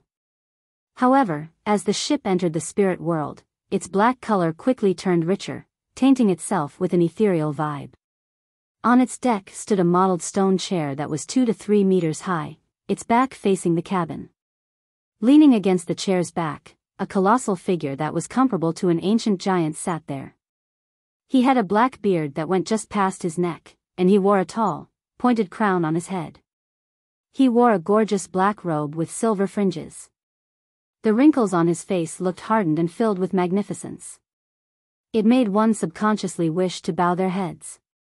Under the slightly wrinkled forehead and on the high nose bridge, Klein's pitch-black full-body armor and black crown were reflected into those 2 dark red eyes. As for Klein, he was having trouble stopping his slow flight toward the giant. Their gazes met among the layers of colors and symbols in the spirit world, and then Klein disappeared. The giant on the mottled stone chair didn't withdraw his gaze as he continued staring over in a long silence. Chapter 560, The Hanged Man Gets Fleeced Above the Fog. Klein took out the Dark Emperor card that he had fused with his spirit body and instantly reverted to his original form.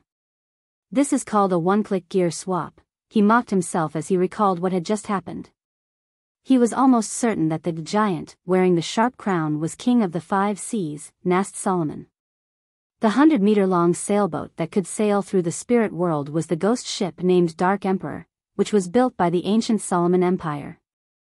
I've always thought that a ghost ship simply means that it can sail on its own and wouldn't sink, making it closer to a strange creature. I never thought that the most powerful ghost ship would be able to turn itself incorporeal and wander through the spirit world. That makes it almost a demigod, right? As expected of the most famous Dark Emperor on the 5 seas. Yes. I can't eliminate the possibility that it sacrificed a traveler during its creation process. For one of the most famous legendary treasures, the Spectre Empire, which carries the final inheritance of the Trunsoist Empire, could it be that the ship also comes equipped with this capability, making it impossible to find? Klein's thoughts slowly drifted without immediately realizing the reason why he had suddenly met King of the Five Seas, Nast. This was very obvious, the law of convergence of Beyonder characteristics. Although the Dark Emperor card didn't contain any Beyonder characteristics, Roselle had added or carved something onto the card when he made it. It allowed the wielder to use the card of blasphemy after they advanced to a high-sequence Beyonder, to subtly sense the Beyonder ingredients that they needed.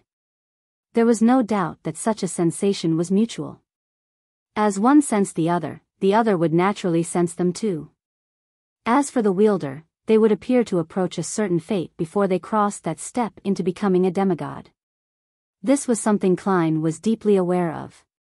He ultimately suspected that the existence of the gray fog had brought together certain Beyonders or supernatural events to him.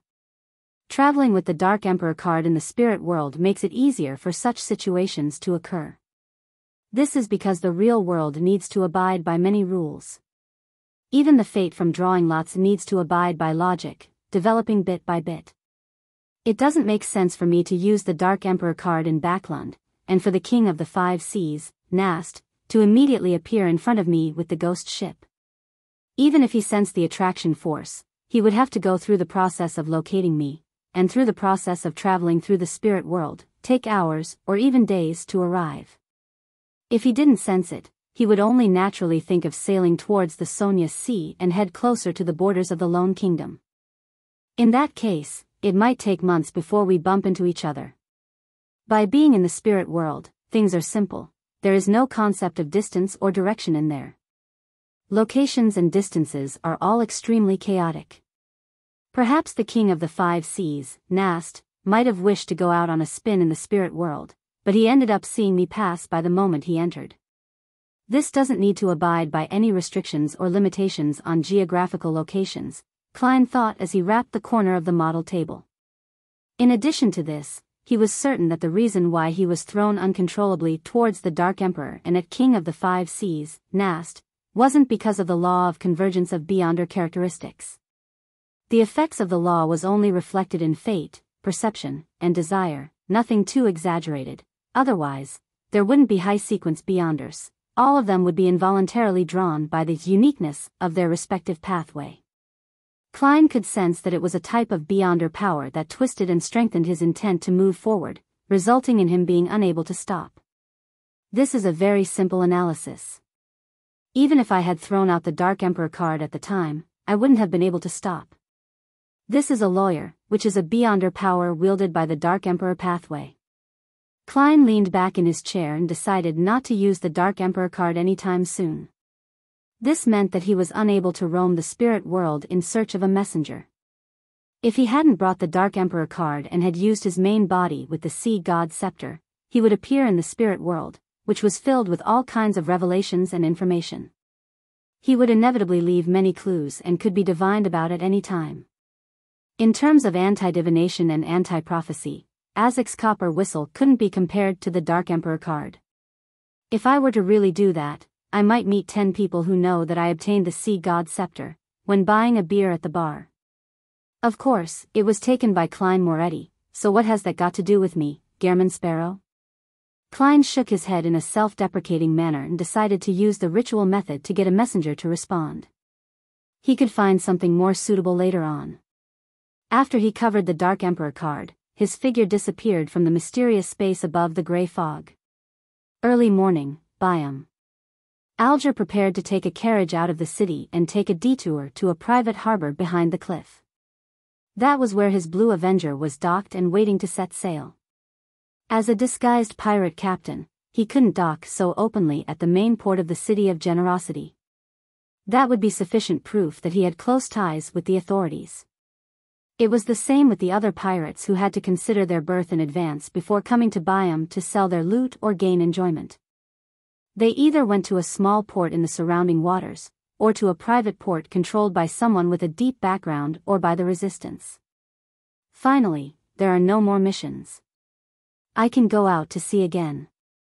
I need to first obtain a mystical item that can increase my strength and also square my accounts.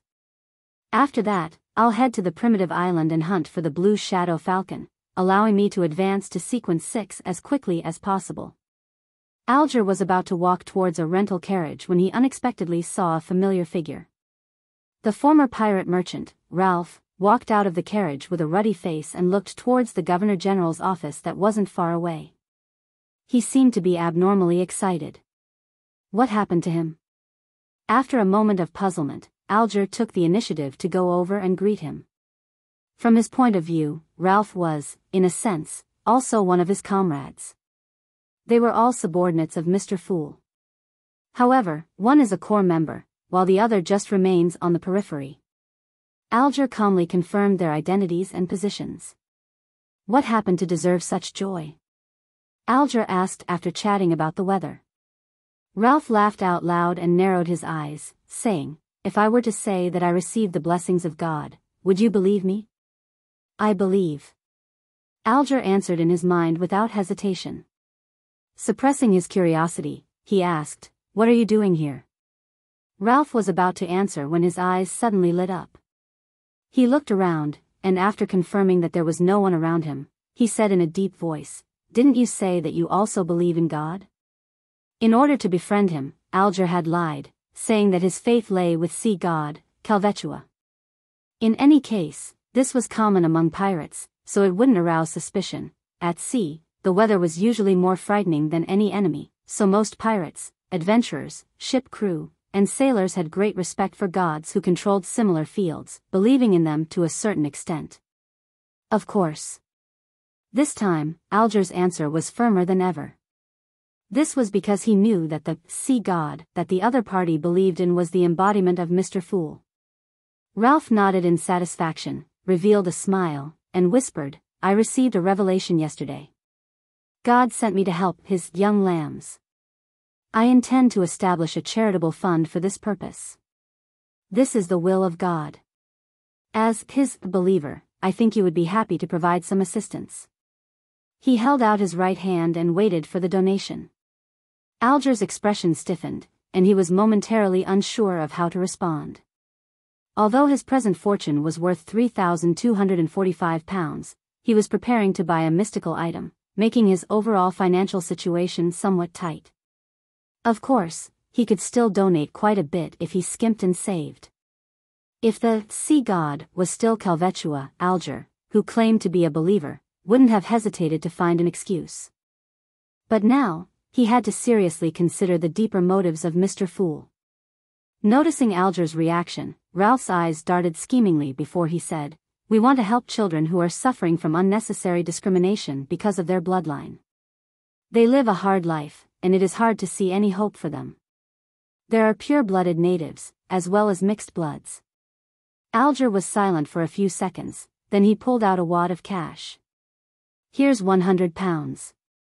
Ralph took it and said with a smile, "Your kindness will definitely be rewarded. God will protect you." The door slanted over the entrance to the warehouse. Klein prepared the summoning ritual for the spirit world creature and was surrounded by the hallucinatory scent of herbs and essential oils.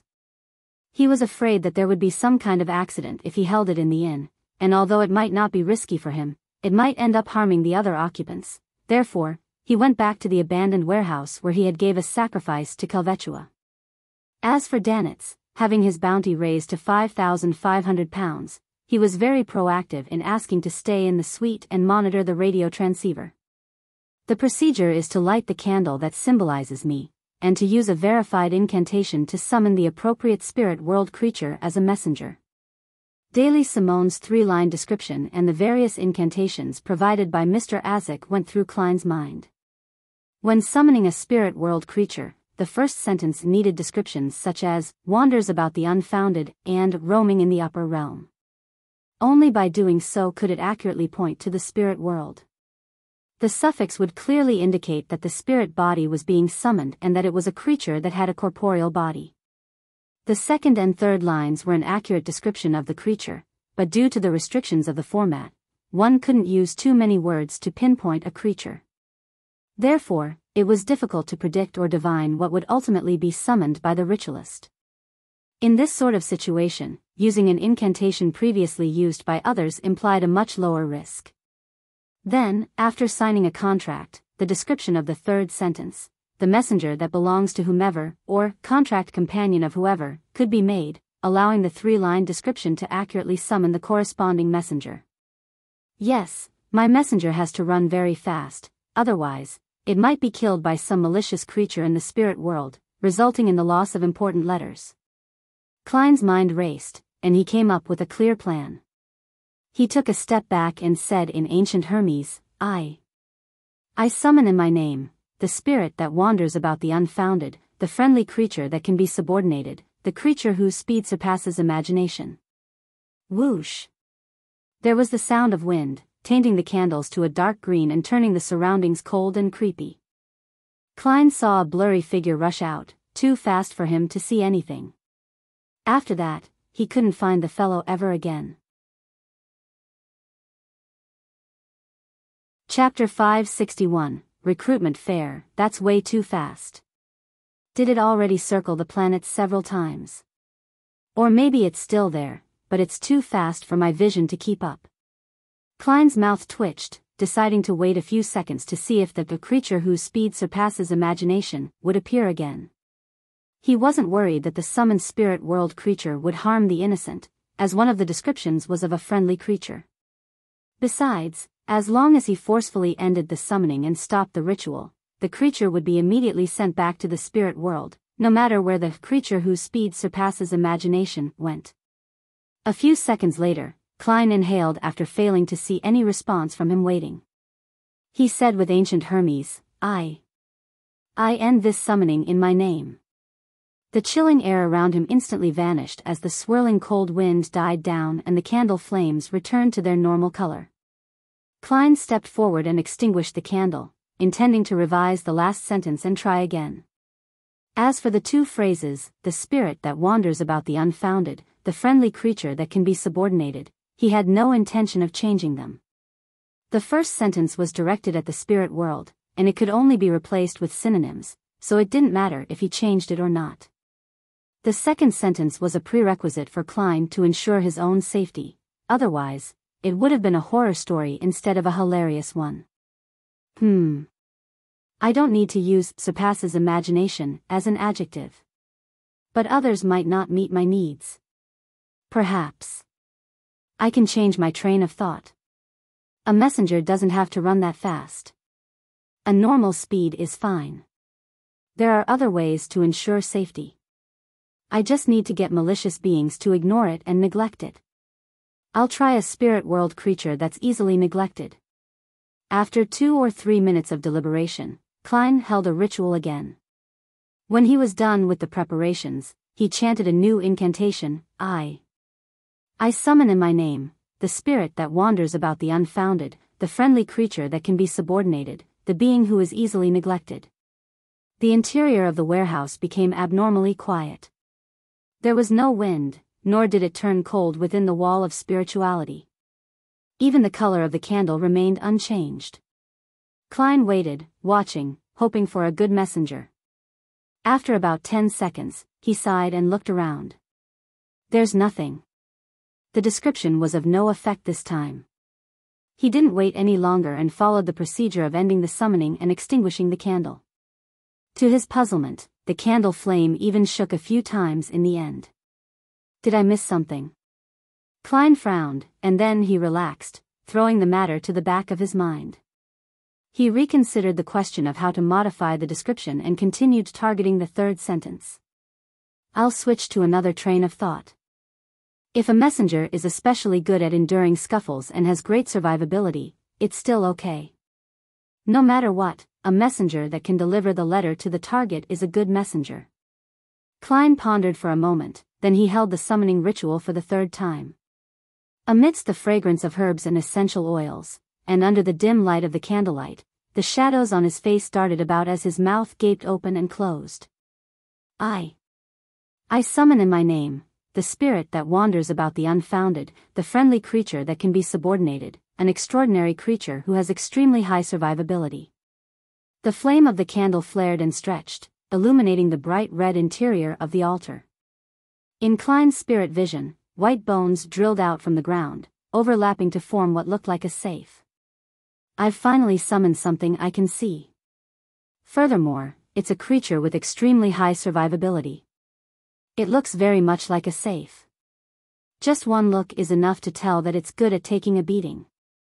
Klein breathed a sigh of relief and spoke in the ancient Hermes. Are you willing to be my messenger? The skeletal creature that looked like a safe quickly indicated its willingness. Then it wriggled the bones beneath it and crawled toward Klein slowly, very slowly. It took 10 seconds to crawl a centimeter.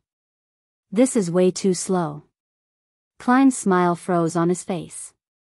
Although messengers completed their mission by traveling through the spirit world, that didn't mean that they didn't need speed. Within the spirit world, distance and orientation were chaotic. The most important thing was to find and lock onto a location.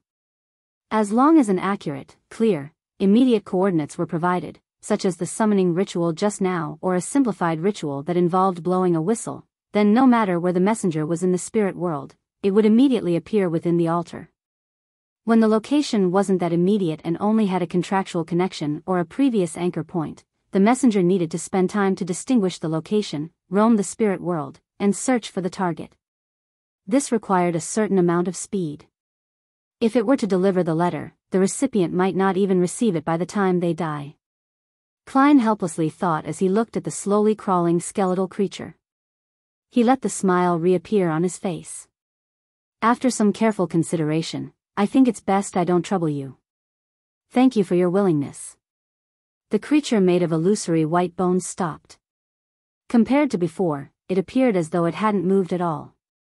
Klein quickly cancelled the summoning and rubbed his forehead. He was a little depressed and had decided to abandon himself to despair. He decided to use a less troublesome method to find messengers, which was public recruitment, and interview selection. After taking a deep breath, Klein calmed his mind and began the ritual seriously. Looking at the candle flame that was quietly burning, he took a step back and said, I summon in my name, the spirit that wanders about the unfounded, the friendly creature that can be subordinated, a unique being that is willing to be my messenger. Whoosh! The wind blew fiercely inside the wall of spirituality, and Klein's half-top hat almost flew off of his head. The candle flame shook and expanded to the size of a human head. It was so pale that it seemed to have lost its body temperature. A translucent head slowly emerged, as if it had just broken through a thin membrane. Its hair was a light gold color and was smooth. Its eyes were blood red, and it had an imposing appearance. Looks a little familiar. Klein silently muttered. The head had fully shown itself, but what followed wasn't its neck, but an illusory hand that held the end of the head's hair. Behind the palm were complicated patterns, but the color of the cuffs was dark. The summoned spirit world creature appeared at an increasingly rapid speed, and soon, it was before Klein in its entirety. It was indeed a familiar person. It was the headless woman that Klein had met standing at the top of a castle while he was on his way to Calvetua's ruins at the bottom of the sea. She was no longer as large as a castle like she was before. She was now a tall, ordinary woman. Of course, there were still only cuts on her neck and 4 identical heads in her hands. Did you summon me? The headless woman in the complicated black dress stood there quietly. Her 4 drooping heads spoke one after the other in ancient Fasak. She can directly communicate through words. The level of this spirit world creature isn't low. I remember you having a castle. You're already a property owner, so why are you applying for the job of a messenger? Klein sighed with emotion and lampooned. Then, he looked down at the candle behind the headless woman. He was disappointed to find that no other spirit had emerged. He had originally imagined that many spirit world creatures would be willing to be his messenger as they swarmed over, having to form a line to be interviewed. In the end, only one had responded. It should be a problem with the summoning ritual itself. It's considered a relatively simple and basic summoning ceremony, so it's impossible to summon multiple targets at once. Klein looked at the headless lady and solemnly nodded. Yes. Without waiting for the other party to speak, he added another question. Can you roam the spirit world at a relatively fast speed? How good is your survivability? The head which the headless lady lifted answered, yes. Not bad. As she spoke, she floated upwards and then quickly descended, displaying her speed. Phew. Klein decided to stop making attempts, which led to unknown results. He asked in a serious manner, "Are you willing to sign a contract and become my messenger?" The headless woman's dress fluttered slightly, and her four heads with blonde hair and red eyes nodded at the same time. Yes. Every time. 1 gold coin. Ah. A gold coin for each letter sent? Mr. Azik didn't mention that spirit world creatures have such hobbies. Right, he mentioned that when signing a contract, persuasion and communication are key factors. Does this mean that this is a form of persuasion and communication? Klein was surprised and wanted to cancel the summoning immediately. Wait a minute, I might not need to be the one paying for it. Whoever summons the messenger pays for it. Maybe when our communication improves, there would be the option of paying on receipt. After some thought, Klein agreed to the other party's request. Okay. Let's sign the contract. He picked up a dark red, round fountain pen and yellowish-brown goatskin parchment that he had prepared earlier, and he quickly wrote down the contract in the language which could stir the forces of nature, ancient Hermes. The format and terms were described in detail in Azik's letter. They were concise and to the point, and they contained clauses such as the messenger not being allowed to look at the letter, not discarding the letter, or endangering the life of the contractor. Of course, if the contents of the letter were related to the messenger had to be informed in advance. In addition to these, Klein added a clause to send 1 gold coin for each letter, specifying that it could be borne by the contractor or by the receiver of the letter. In order to ensure the effectiveness of the contract, the final part used the honorific name of the deity in charge of this domain. It was an undead contract, and normally it meant using Death's honorific name, but Death had long perished with no response from him.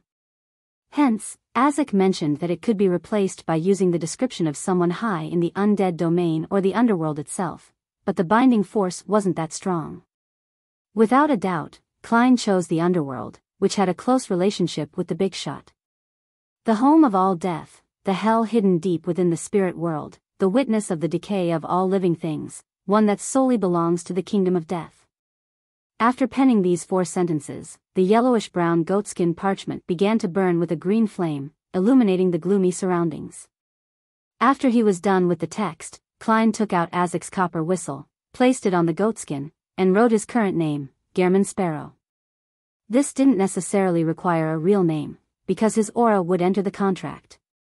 The name was only used for summoning, which was to say, using the messenger that belongs to Gehrman Sparrow worked, but the contracted creature of Klein Moretti wouldn't. When Klein finished signing, the goatskin floated up, carrying Azik's copper whistle and the dark red fountain pen, and flew to the headless lady. The headless lady held the head with golden hair and red eyes, let it bite down on the fountain pen and wrote her name, Rionette Tynker.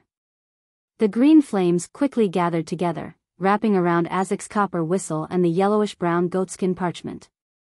A few seconds later, the goatskin was reduced to ash, and the copper whistle fell into the palm of Klein's hand. The headless woman, Rionette, collectively blinked with the eyes of her 4 heads, and her body rapidly faded away into the pale candle flame. After the contract was made, Klein no longer needed to undo the summoning. He could do it with his own will. Phew, I finally have a messenger. The spirit that wanders about the unfounded, the friendly creature that can be subordinated, the messenger that belongs to Gehrman Sparrow. Well, when there's an opportunity, I'll get an artisan to create something like the copper whistle, so that I don't have to summon my messenger every time via a ritual. Klein cleared up the mess in a rather good mood. Over the next few days, Biyao gradually returned to normal, but Danitz still hadn't been able to receive any telegrams from Admiral of Blood's pirate crew. On Sunday morning, he flipped through the newspaper and suddenly lowered his voice as he said to Klein, "There's a Beyonder gathering tonight. Want to attend?" You're tuning into the Biyao's Wuxia Chronicles YouTube channel. Don't forget to subscribe and join us on this journey to catch the most captivating stories.